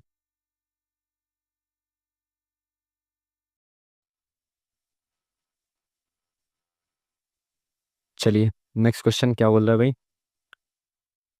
आकृति को पूरा करना है, तो यहाँ पे क्या आएगा ये आपको बताना है, ठीक है। ऑप्शन से चेक करेंगे। तो पहला ऑप्शन हो सकता है क्या, ये क्या लिखा हुआ है भाई, यहाँ पे ऐसे ऐसे आएगा, ठीक है। यहाँ पे ये पूरा ऐसे आ रहा है ना, ये पूरा हो रहा है यहाँ पे, तो ये पूरा नहीं हो रहा, तो ये गलत हो गया। यहाँ पे क्या दिख रहा है, ये स्क्वायर कैसा, ये स्क्वायर ऐसे टच होना चाहिए, नहीं हो रहा, गलत हो गया। और ये तो इधर का दे दिया ना, इधर होना चाहिए, तो ये ऐसे होना चाहिए था, ये भी गलत है, तो फोर्थ ही सही होगा, option number 4 is the correct answer, ठीक है। चलिए, 7 बहनें हैं, लीजिए इंग्लिश में पढ़ लीजिए आराम से। 7 बहनें, ये सब हैं, ठीक है। उत्तर की ओर मुख करके बैठी हैं, ठीक है। ललिता रीता के ठीक दाएं बैठी है, तो रीता है यहाँ, इसके ठीक दाएं कौन है, ललिता जी हैं, ठीक है। जो गीता के दाईं ओर से चौथे स्थान पर है, मैंने हमेशा आपको बताया कि जब यहाँ लिखा जाए जो, ठीक है, अगर जो लिखा जाता है तो वो सेकंड पर्सन के बारे में बात हो रही है, अगर और लिखा जाएगा तो वो फर्स्ट पर्सन के बारे में बात हो रही है, ठीक है। जो का मतलब है इस लाइन में जो सेकंड पर्सन है, एक ललिता और रीता, तो रीता कौन है, सेकंड पर्सन है, तो इसके बारे में बात हो रही है कि रीता, जो मतलब रीता गीता के दाईं ओर से चौथे स्थान पर है, तो रीता जो है दाईं ओर से चौथे स्थान पर है, किसके, गीता के। तो 1, 2, 3, 4, तो यहाँ पे कौन बैठी होंगी, गीता, ठीक है। यहाँ पे कौन बैठी है, गीता। तो गीता के दाईं ओर से चौथे स्थान पे कौन है, रीता, 1, 2, 3, 4, ठीक है। अब क्या बोले उन्होंने, बबीता और दीक्षित के ठीक बीच में केवल सुनीता बैठ खड़ी है। बबीता और दीक्षित के ठीक बीच में केवल सुनीता खड़ी है, ठीक है। दीक्षिता, अच्छा दीक्षिता है, दीक्षिता मध्य स्थान पर खड़ी है, तो दीक्षिता मध्य स्थान पर है, 7 बहनें, तो 1, 2, 3, 4, 5, 6, या तो एक इधर होगा या तो एक इधर होगा, ठीक है। अब सेटिस्फाई करा के देखते हैं कंडीशन को कैसे होगा। अगर मध्य में यहाँ पे ये हो, तो 1, 2, 3, 4, तो ये यहाँ पे आ जाएंगी कौन, दीक्षिता। अगर यहाँ पे दीक्षिता आ जाते हैं तो बाकी चीज़ें क्या बोलिए, बबीता और दीक्षिता के ठीक बीच में सुनीता है। दीक्षिता यहाँ है तो बबीता यहाँ होनी चाहिए थी, बीच में सुनीता, ये नहीं हो सकता। दीक्षिता यहाँ पे है तो बबीता यहाँ होनी चाहिए थी, बीच में सुनीता, तो सेटिस्फाई कर रहा है। एक बार यहाँ बैठा के देख लेते हैं।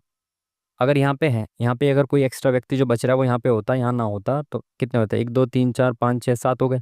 बीच में कौन आएगा, चौथे नंबर पर जो 1, 2, 3 यहाँ पे आए थे दीक्षिता जी, ठीक है। यहाँ पे नहीं है, यहाँ पे आ गई।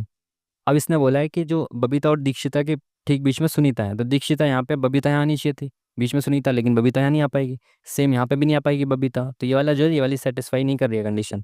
इट मीन्स कि यहाँ पे कोई एक व्यक्ति बैठा है, दीक्षित यहाँ बैठा है, और क्या बोला है इसने कि बबीता और दीक्षित के ठीक बीच में केवल सुनीता खड़ी है, तो दीक्षित, बबीता, उनके बीच में सुनीता, ठीक है। यहाँ पे कौन है जो बच गया, वो यहाँ पे आ जाएगा, ललित हो चुका, अनीता नहीं हुई ना, अनीता आनी चाहिए, ऑप्शन नंबर 20 दी करेक्ट आंसर। ये तो पूछा इसने दाएं स्थान पे।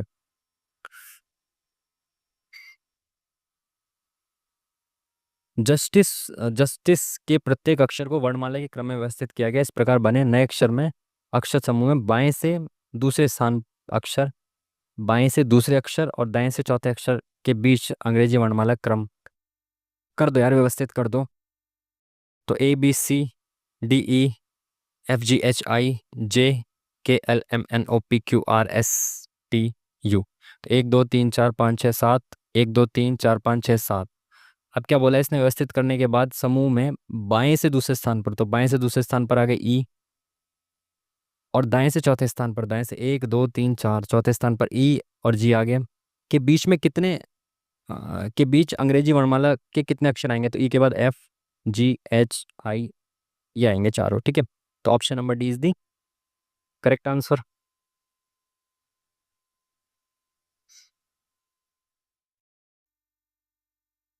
निम्नलिखित में से किस रसायन के कारण पटाखा फूटने से चमकदार लाल रंग दिखाई देता है, पहले भी आया हुआ सेम सवाल, उस वक्त हमने शायद गलत किया था इसको, मैग्नीशियम लगाया था उस वक्त हमने शायद, जहाँ तक मुझे याद है, क्योंकि गलत हुआ था ये। तो इसका आंसर सही क्या है, स्ट्रॉन्शियम, ठीक है। Next question. निम्नलिखित में से किसने आत्मकथा in the afternoon of time and autobiography, मेरे one of the most favourite में से एक, हरिवंश राय बच्चन जी की कविताएं, है ना, पढ़ी होंगी। इनकी सबसे ज़्यादा फेमस कौन सी है, मधुशाला। नहीं पढ़ी तो पढ़ना ज़रूर, ठीक है। कौन है, हरिवंश राय बच्चन जी है, ठीक है। इसका सही आंसर। Next question.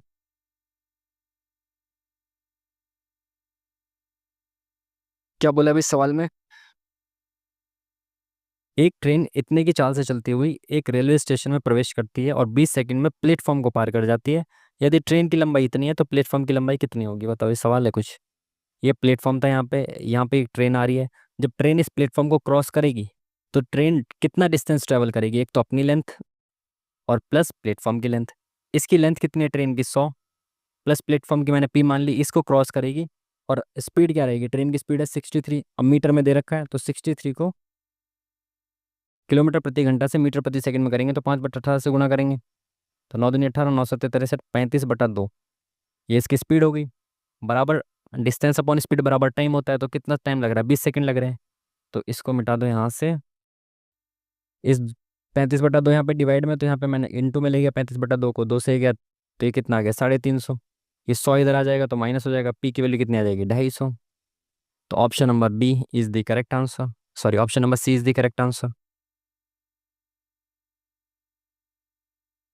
एक धनराशि चक्रवृद्धि ब्याज पर 5 वर्ष में दोगुनी हो जाती है, उसी ब्याज दर पर ये 8 गुनी कितने दिन में हो जाएगी?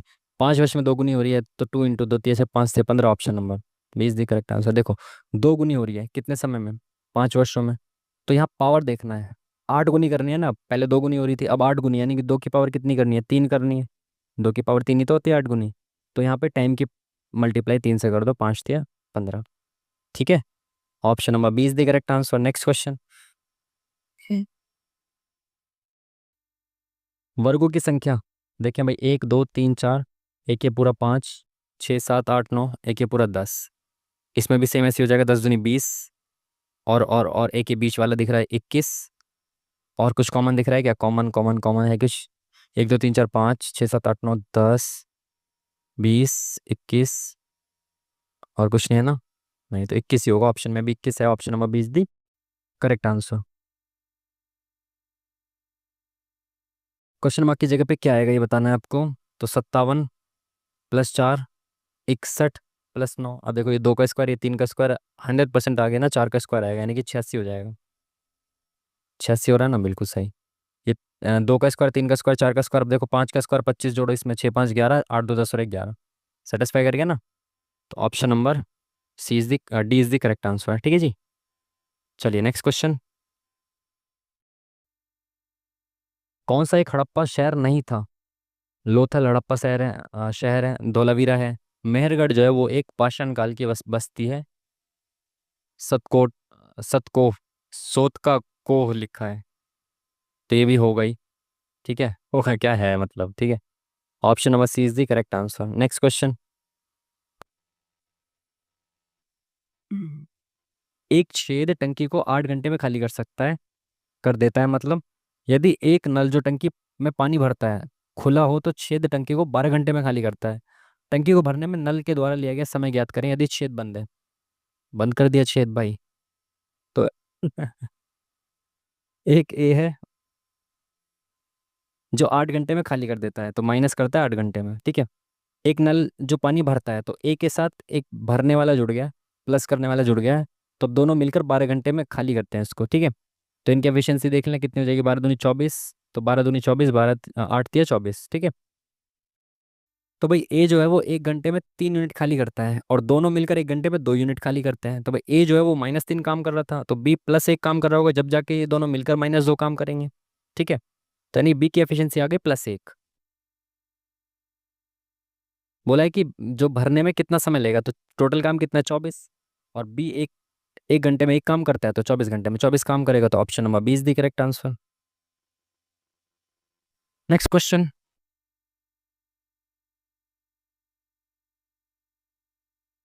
भारतीय संविधान में मौलिक अधिकारों के विचार को डैश से लिया गया है। कहाँ से लेंगे भाई? अमेरिका से लिया गया है, ऑस्ट्रेलिया से क्या लिया गया है? Joint sitting I think.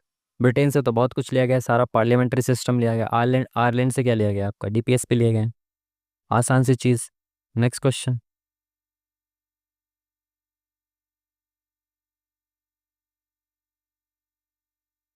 यदि इसको 11 से पूर्णतः विभाज्य है तो x का मान क्या होगा ये बताना है। तो 11 से विभाज्यता का नियम क्या कहता है? एक छोड़ के एक को काउंट करो। एक और 4 5, 5 + x, 4 और 4 8, तो इनका डिफरेंस या तो 0 या 11 का मल्टीपल हो। तो अगर मैं x की वैल्यू 3 रख दूंगा तो 8 - 8 0 हो जाएगा, तो 11 का 11 से विभाज्य हो जाएगा, तो 3 रख दो x की वैल्यू। नेक्स्ट क्वेश्चन,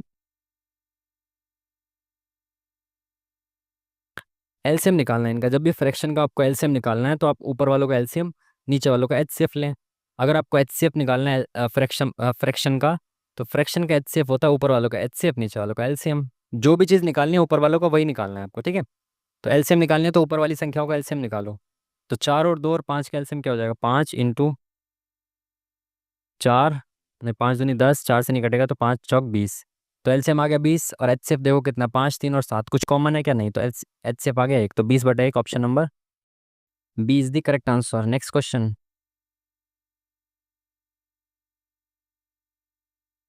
यदि शब्द इतने में सभी व्यंजनों को वर्णमाला में अगले अक्षर से बदल दिया जाता है और सभी स्वरों को पिछले अक्षर से बदल दिया जाता है, तो पुनर्व्यवस्थित किया जाए, फिर उन्हें पुनर्व्यवस्थित किया जाए, तो दाएं से सातवां अक्षर कौन सा होगा। देखो, करते हुए चलो, पहले व्यंजन को देख लो। व्यंजन को अगले अक्षर से बदलना है तो व्यंजन देखो, व्यंजन को देखते चलो। सी का डी हो जाएगा, ओ को छोड़ दो, ओ की जगह छोड़ दो, स्वर की जगह छोड़ते हुए चलो, बाकी को बढ़ाते चलो। N O, C D L M, U की जगह छोड़ दी, एस टी आई ओ की जगह छोड़ दी, एन ओ, ठीक है। बाकी सबको लिख दिया मैंने एज इट इज, मतलब +1 करके व्यंजन में।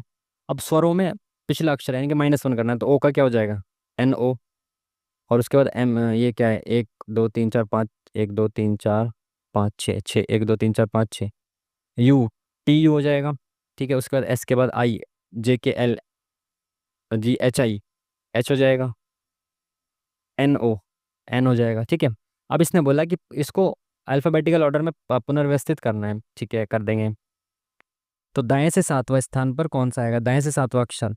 तो इसके लिए मुझे सबको व्यवस्थित करने की जरूरत थोड़ी है भाई। दाएं से मतलब यहाँ से गिनूंगा और यहाँ से ABCD में व्यवस्थित करता हुआ चलूंगा।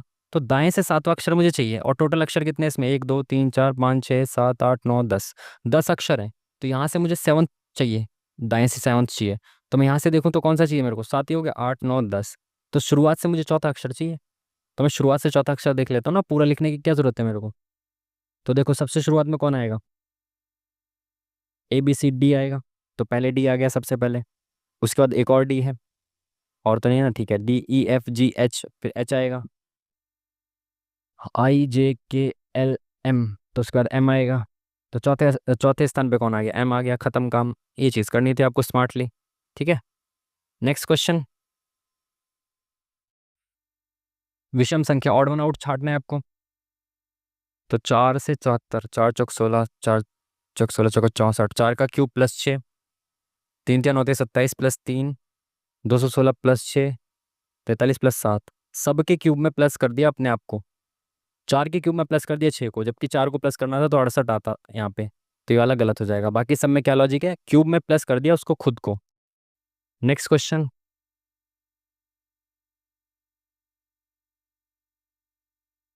इसके अनुसार वित्तीय वर्ष में कर प्राप्तियों की अनुमानित राशि क्या है। ये शायद पहले आ चुका है, बट मैंने इसको रट्टा मारा था क्या, नहीं, शायद देखा नहीं होगा इसको मैंने।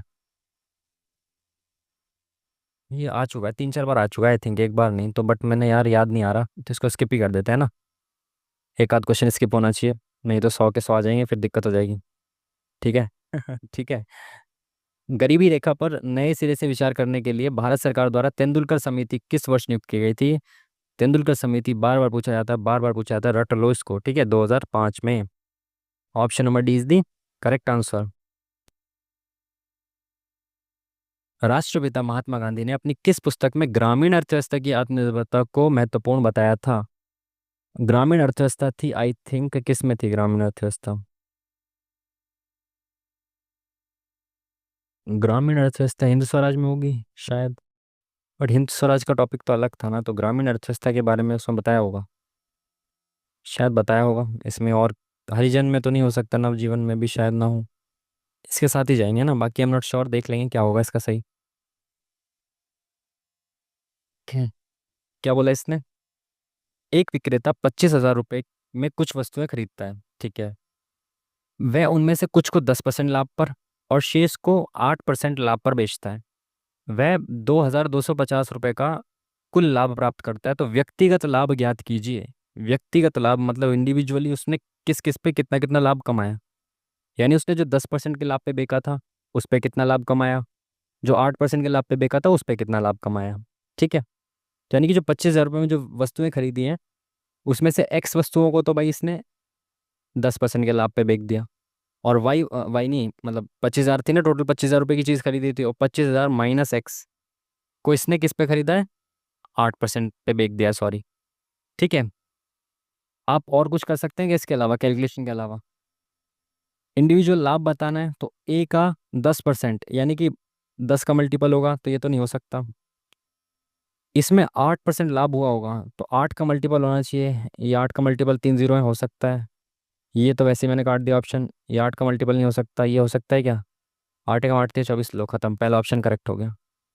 ये आप इस तरह से आप स्मार्टली काम को करिए। आपको पता है कि मेरे को पहले पार्ट का 10% निकालना है, किसी भी चीज़ का मैं 10% निकाल रहा हूँ यानी कि वो 10 का मल्टीपल होगा, सिंपल सी बात है। तो मैंने 10 का मल्टीपल चेक किया तो ये आप ऑप्शन खत्म हो गया। दूसरे पार्ट का मुझे 8% लाभ चाहिए, तो 8% जब मैं लाभ निकाल रहा हूँ तो वो 8 का मल्टीपल होगा ना, तो 8 का मल्टीपल केवल एक दे रखा है।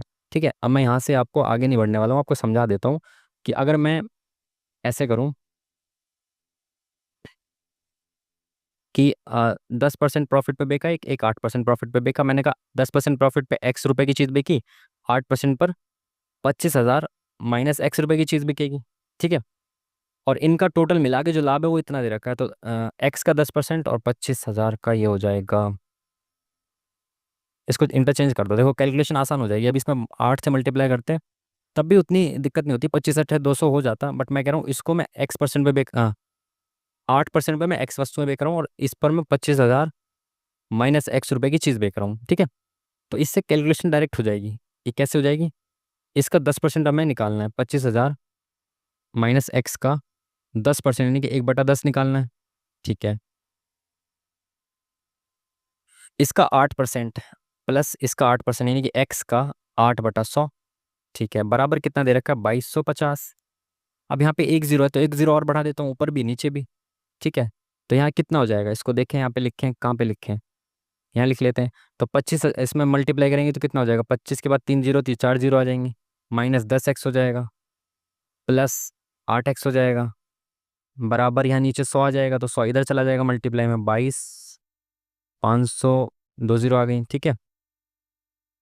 तो 10x माइनस 2x बचा यहाँ पे, तो ये इधर चला जाएगा, तो प्लस का 2x बचा, ये इधर आ जाएगा, तो कितना बचा, ये है आपका 2,50,000, 2,50,000 है और 2,25,000 है, तो कितना बचेगा, 25,000 बचेगा। तो 2x की वैल्यू 25,000 है, तो x की वैल्यू कितनी आ गई, दो एकम दो, 2 4 2 पंजे 10, तो 12,500। और 25,000 रुपये की चीज़ है यानी कि इसको भी 12,500 रुपये मिले होंगे और ये वाली भी 12,500 रुपये की चीज़ होगी। अब इसका 10% कितना हो गया, 1250। ठीक है, ये ऑप्शन दो खत्म। और 1250 रुपये जब मेरे पास 25,000 रुपये हैं, पहला पार्ट 12,500 है तो दूसरा पार्ट भी तो 12,500 होगा ना। तो इसको 8% पर यानी कि 25,500 12,500 का 8% कितना हो जाएगा, 2 जीरो खत्म, 800, 25,000, 200, 1,000 रुपये। ठीक है। इतनी कैलकुलेशन के बाद भी, और वैसे भी आप इसको आसानी से कर सकते थे, कोई बड़ी बात नहीं थी। एक वृत्त में उत्कीर्ण एक वर्ग का क्षेत्रफल ज्ञात कीजिए जिसका विकर्ण 16 सेंटीमीटर है। वृत्त में उत्कीर्ण करने की जरूरत क्या थी जब विकर्ण आपको दे रखा है।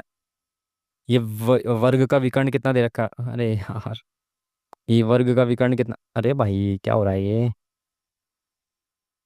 ले भाई दीपक। ठीक है भाई, हो गया। वर्ग का विकर्ण कितना दे रखा है आपको, 16 दे रखा है सेंटीमीटर। आपको पता है कि वर्ग का विकर्ण कितना होता है, किसी भी वर्ग का विकर्ण कितना होता है, वर्ग का विकर्ण होता है आपका a√2। ठीक है। a√2 की वैल्यू कितनी दे रखी है आपको, 16 दे रखी है। तो a की वैल्यू कितनी होगी, 16/√2। आपको पता है फ्रैक्शन के नीचे √2 नहीं रह सकता, तो ऊपर नीचे दोनों से √2 की मल्टीप्लाई कर दो, तो नीचे बन गया 2, ऊपर बन गया 16√2, तो इससे गया तो 8√2 आ गया। ठीक है। a की वैल्यू आ गई 8√2। पूछा है इसका किसका, वर्ग का, अच्छा अच्छा वृत्त का पूछा है यहाँ पे। एक वृत्त में उत्कीर्ण वर्ग का क्षेत्रफल पूछा, अच्छा।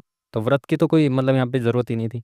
वर्ग का क्षेत्रफल क्या होता है, a² यानी कि इसकी गुणा इससे कर देंगे, भुजा गुणा भुजा, 8 8 64 इंटू में 2, तो 6 दूनी 1200, सॉरी 128, 1200 कह रहा हूँ। Option number D is the correct answer. Next question. Rishu अपने घर से 5 किलोमीटर पश्चिम पश्चिम की ओर गया, तो ऋषु का घर है ये, पश्चिम की ओर जाता है, यानी कि इधर सीधा हाथ की तरफ ईस्ट होता है, उल्टे हाथ की तरफ वेस्ट होता है। 5 किलोमीटर पश्चिम की ओर गया। यहाँ से वह बाईं ओर 4 किलोमीटर गया, तो बाईं ओर यहाँ से 4 किलोमीटर गया। फिर से बाईं ओर, वह फिर से बाईं ओर मुड़ा, तो दायां बायां, बाईं ओर मुड़ा और 5 किलोमीटर यानी कि इसके जस्ट सामने आ गया। अंत में वह दाईं ओर मुड़ा और 3 किलोमीटर पैदल यात्रा करके गया, तो दाईं ओर मुड़ के 3 किलोमीटर किया इसने यात्रा। वह जिस स्थान पर रुकी थी, घर के बीच, उसके और घर के बीच में न्यूनतम दूरी कितनी है? देखो यहाँ से यहाँ तक का डिस्टेंस ये है 4 और ये 3 है, तो 4 और 3 7, डिस्टेंस कितना हो गया? 4 और 3 7। Option number 1 is the correct answer. Next question.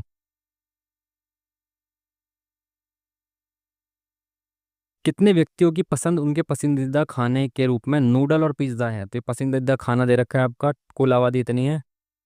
Noodle कितने लोगों का पसंद है? 32%। और पिज़्ज़ा कितने? 13%। तो 30, 40 और 45% लोगों को पसंद है ये दोनों चीज़ें मिलाकर।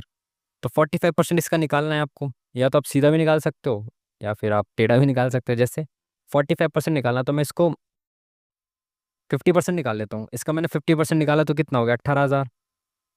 माइनस करना है मुझे 5% को, तो 5% कितना हो जाएगा? देखो 10% कितना हो गया? 3600 हो गया। और 5% कितना हो गया? 10% का आधा यानी कि 1800 हो गया। तो 18,000 में से 1800 माइनस करना, तो आप 16,000 माइनस 16,000 माइनस कह रहा हूँ, 2,000 माइनस कर दोगे तो 16,000 बच जाएगा। प्लस 200 भी करना है आपको, तो 16,200 बचा। सिंपल, आपको कैलकुलेशन की जरूरत ही नहीं थी। 16,200, option number B is the correct answer. Next question. पहली 10 संख्याओं का औसत 5 है, अगली 10 संख्याओं का औसत 15 है। 20 संख्याओं का औसत कितना हो जाएगा? 15 5 20/2 यानी कि 10 हो जाएगा। ठीक है। बाकी आप इसको बेसिक से भी कर सकते हो। देखो 10 संख्याओं का एवरेज 5 है, अगली 10 संख्याओं का एवरेज 15 है। सभी का एवरेज निकालना है। देखो 10 संख्याएं 5 5 हैं, तो टोटल कितने हैं? 50 हो गया टोटल सम। 10 के एवरेज 15 है, तो इसका सम कितना हो गया? 150। कुल मिला के सम कितना हो गया? 200। और संख्याएं कितनी है? 20, तो कितना आ गया? 10 आ गया। Option number 1 is the correct answer. Next question. एक गोले की त्रिज्या 6 सेंटीमीटर है, गोले को पिघलाकर इतने सेंटीमीटर त्रिज्या का तार बनाया जाता है, तार की लंबाई बतानी है। गोले की त्रिज्या दे रखी है और पिघलाकर गोले को क्या बनाया जा रहा है? तार बनाया जा रहा है। तो तार किस में होता है? आपके बेलनाकार में होता है। ठीक है, बेलनाकार आकार में होता है तार। तो जब पिघलाएंगे गोले को तो आयतन सेम रहेगा, तो गोले का जो आयतन अब रहा होगा 4/3 पाई r³ वही बेलन का आयतन बनेगा। जो तार है उसका आयतन बनेगा। तार बेलन का आयतन क्या होता है? पाई। r²h होता है। तो पाई से तो पाई कैंसिल। 4/3, आर कितनी है इसकी? क्यूब। 6 6 216 लिख दो। ठीक है, 6 6 36 216 क्यूब कर दी मैंने इसकी। r² इंटू में, सॉरी, r² कितना है इसमें? 0.4 इंटू में 0.4 इंटू में h। तो इस 0.4 को नीचे ले आओ आप, तो ऐसे 10 10 लगा दो, पॉइंट हटा दो। तो 100 तो इधर चला जाएगा, मल्टीप्लाई में 4 चौक 16 नीचे आ जाएगा, 4 इंटू 4। ठीक है, तो 16 से काट दें, इसको इससे काट दो, इससे मत काटो अभी। 3 से काट दो, 3 7 21, 3 दूनी 6 ऐसे। और 2 4 एकम 4, 3 4 8 32, 1800 आ गया इसका क्या? हाइट। अच्छा, लंबाई बतानी है, किस में बतानी है? मीटर में बतानी है। अच्छा, 1800 सेंटीमीटर आ गया ना, तो 18 सेंटीमीटर वाला 18 मीटर। Next question. प्रश्न दिया हुआ है, कथन दिया हुआ है, तो आपको ये बताना है कि कितने कथन पर्याप्त होंगे इस आंसर के लिए। एक्स वाई जेड पी और क्यू में पहली रैंक किसने प्राप्त की बताना है। तो पहला कथन क्या कहता है? एक्स ने क्यू और वाई से उच्च रैंक प्राप्त की, तो क्यू और वाई से उच्च रैंक प्राप्त की किसने? एक्स ने। ठीक है, लेकिन टॉपर नहीं है एक्स, तो एक्स टॉपर नहीं है, इसके ऊपर कोई व्यक्ति होगा। अगर 4 व्यक्ति होते तो हमें पता चल जाता कि कौन व्यक्ति टॉपर है। 1 2 3 4 5 व्यक्ति हैं, लेकिन अब पांचवा कौन है ना? तो अभी तो 2 व्यक्ति बचे। अब दूसरी स्टेटमेंट क्या कहती है? पी ने पहली रैंक प्राप्त नहीं की, तो पी यहाँ पे होगा, यानी कि पी यहाँ नीचे कहीं होगा। तो पी ने पहली नहीं प्राप्त की, तो ये जो बचा हुआ है एक, उसने प्राप्त की होगी। तो दोनों स्टेटमेंट एक साथ आंसर देने के लिए पर्याप्त है, तो एक option number D is the correct answer. ठीक है, खाली एक स्टेटमेंट नहीं पर्याप्त होती। रात के समय खुले आसमान आकाश में तारों के टिमटिमाने को किससे समझा जा सकता है? रात के समय में तारों का टिमटिमाना क्या क्या होता है? सॉरी यार, खुले आकाश में तारों का टिमटिमाना रात के समय में क्या होता है? प्रकाश का परावर्तन या अपवर्तन? परावर्तन तारों का टिमटिमाने में नहीं होगा, अपवर्तन होगा। Option number 1 is the correct answer. Next question. केंद्रीय मंत्री नितिन गडकरी द्वारा सड़क दुर्घटना पीड़ितों के लिए शुरू की गई कैशलेस उपचार योजना के तहत प्रदान की जाने वाली अधिकतम कवरेज क्या है? ये सेम क्वेश्चन बहुत बार आ चुका है, पहली बार में हमने गलत किया था, बार बार गलत नहीं करेंगे, बार बार आ रहा है, तो option number B is the correct answer. Next question. फिर से ट्रिग्नोमेट्री, यार ट्रिग्नोमेट्री देख के आलस आता है मेरे को। चलो ये तो छोटा सवाल है, वैल्यू पुट कर लो, कोई भी वैल्यू पुट कर लो, जो कॉट और साइन की वैल्यू पुट करें। तो कॉट और साइन की वैल्यू कहाँ से पुट करूँ मैं? टेबल में देखिए कॉट और साइन की वैल्यू 30 डिग्री रख लेता हूँ, है ना। 1/2 हो जाएगा, स्क्वायर हो जाएगा, ठीक है, इसको 30 डिग्री रख लेता हूँ, थीटा बराबर मैंने 30 डिग्री रख लिया। तो 1 + cot 30 स्क्वायर। तो कॉट कितना होता है? कॉट 30 होता है √3, तो इसका स्क्वायर हो जाएगा 3। ठीक है, इंटू साइन 30 कितना होता है? 1/2, 1/2 का स्क्वायर हो जाएगा 1/4, तो ये होगा 4 इंटू 1/4, ये होगा खत्म। एक option number 20 the correct answer. Next question.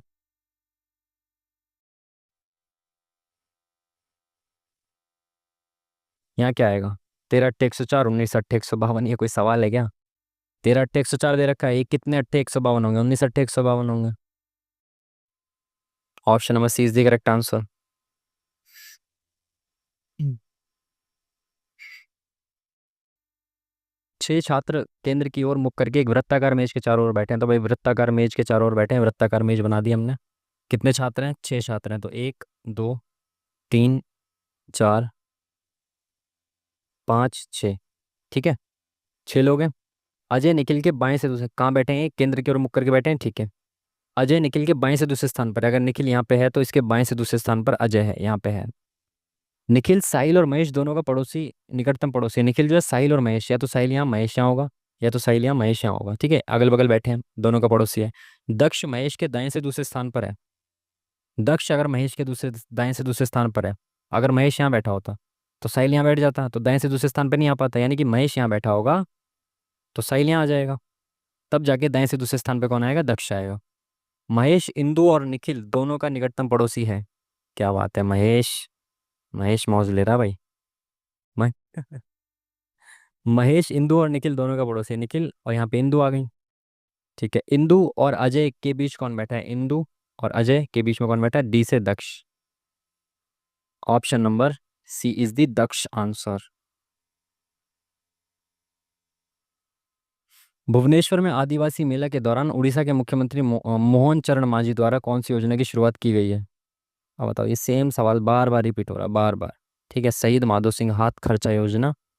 Option number D is the correct answer. लो भाई, 98 क्वेश्चन हम अटेम्प्ट कर चुके हैं। बहुत इजी पेपर था, मैं कह नहीं सकता कितना इजी पेपर था मेरे हिसाब से। अभी भी देखो 10 मिनट 11 मिनट बचे हुए हैं, जबकि मैं बहुत आराम से समझाता आया हूँ। 40 मिनट से ज़्यादा का पेपर था नहीं ये, 40 मिनट से ज़्यादा का पेपर नहीं था ये, इतना आसान पेपर था। मैथ रीजनिंग के क्वेश्चन ही नहीं दिखे मुझे तो, वो ऐसे हलवल वैसे सवाल थे। बट शायद ये ऐसा इस चलो इसको ना पहले सबमिट कर देते हैं। 98 क्वेश्चन अटेम्प्ट कर लिए, बहुत है, अब कोई एक आध क्वेश्चन रह गया होगा, तुक्का नहीं मारेंगे, आई थिंक सारे ही सही होने चाहिए। देख लेते हैं हम, सबमिट करते हैं। एक आध क्वेश्चन ही गलत होगा, मोस्टली सही होंगे, क्योंकि इतना आसान पेपर है, क्या ही गलत करोगे आप। ठीक है, एक क्वेश्चन गलत है मात्र हमारा, दो हमने छोड़े हैं। अब एक क्वेश्चन कौन सा गलत है? शायद जीके जीएस का कोई गलत हो गया, और मैथ रीजनिंग का तो कोई सवाल ही नहीं पैदा होता आई थिंक कि गलत होगा, है ना, क्योंकि इतने आसान आसान सवालों में भी अगर आप गलत करोगे तो फिर कोई फ़ायदा है नहीं। अगेन अब यहाँ पे अगर आपने ये 97 मार्क्स देख लिए, तो इस मार्क्स को देख के मुझे पता है इसकी कोई अहमियत है नहीं इतनी, तो आपको भी फूलना नहीं है कि आपको यहाँ 90+ मार्क्स दिख गए तो आप फूले फूले फिर रहे हो। इसका कोई महत्व नहीं है, इतना महत्व नहीं है, ये क्या है, आपको कॉन्फिडेंस देने के लिए है केवल, मेरे हिसाब से तो, है ना, क्योंकि exam city out note, exam information notice out इसका नाम दिया गया है। इट मीन्स कि शायद आपको ये कॉन्फिडेंस देने के लिए आसान सवाल रखे गए होंगे, कि भाई अगर एग्जाम की डेट नज़दीक आ जाती है तो बच्चों के अंदर क्या होती है, नर्वसनेस आ जाती है ना, बच्चे थोड़ा सा डर से जाते हैं ना, कि अंदर से कॉन्फिडेंस नहीं आ पाता, यार पेपर आ गया, अभी पेपर आने वाला है, बस 7 तारीख से पेपर है, एग्ज़ाम डेट भी आ गई, 8-10 दिन में पेपर है मेरा, अब कैसे, ये सब चीज़ें तो उतना जो भय है वो ना हो। और मॉक टेस्ट लगा के आपके अच्छे नंबर आने तो तय हैं, इस मॉक टेस्ट में आपके 90+ तो आने तय हैं, अगर आप अच्छी खासी प्रिपरेशन कर रहे हो और लगातार मॉक टेस्ट लगा रहे हो, तो आपका ये तो तय है कि 90+ इसमें आएगा ही आएगा, 100% आएगा, जो सी एस स्टूडेंट्स हैं। तो उससे कॉन्फिडेंस आता है कि यार चलो इसमें 90+ आ रहा है, ठीक है, कॉन्फिडेंस बिल्ड होगा। तो मेरे हिसाब से शायद ये पर्पस रहा हो इनका। बाकी तो मॉक टेस्ट में एज सच कुछ भी नहीं था, कोई भी क्वेश्चन ऐसा नहीं था जो आप कह सको कि हाँ। जीके जीएस करंट अफेयर के भी सारे रिपीटेड क्वेश्चंस या बहुत आसान आसान क्वेश्चंस थे, ठीक है। तो शायद ये आपके कॉन्फिडेंस को बूस्ट करेगा अगर आप इसको लगाओगे तो, बस इससे ज़्यादा और कुछ नहीं है। और दूसरा एक और मॉक टेस्ट इसके अलावा कौन सा था, वो अल्टीमेट लाइव टेस्ट करके था ना। अल्टीमेट लाइव टेस्ट करके एनटीपीसी का ही है, यूजी का। तो उसको देख लेंगे। आई थिंक अब कितने 1 बज रहा है अभी फ़िलहाल, तो ये शाम को 4-5 बजे तक अपलोड हो पाएगी, क्योंकि एडिटिंग वगैरह और उस सब में बहुत ज़्यादा टाइम लगता है। तो शायद कल ही देखेंगे उसको, कल सुबह 10 बजे तक। कल सुबह 10 बजे तक आपको वो वाली टेस्ट की वीडियो भी मिल जाएगी। किसकी? अल्टीमेट लाइव टेस्ट है ना जो, वो भी चल रहा है अभी लाइव, तो उसकी सुबह 10 बजे तक आपको वीडियो मिल जाएगी, ठीक है।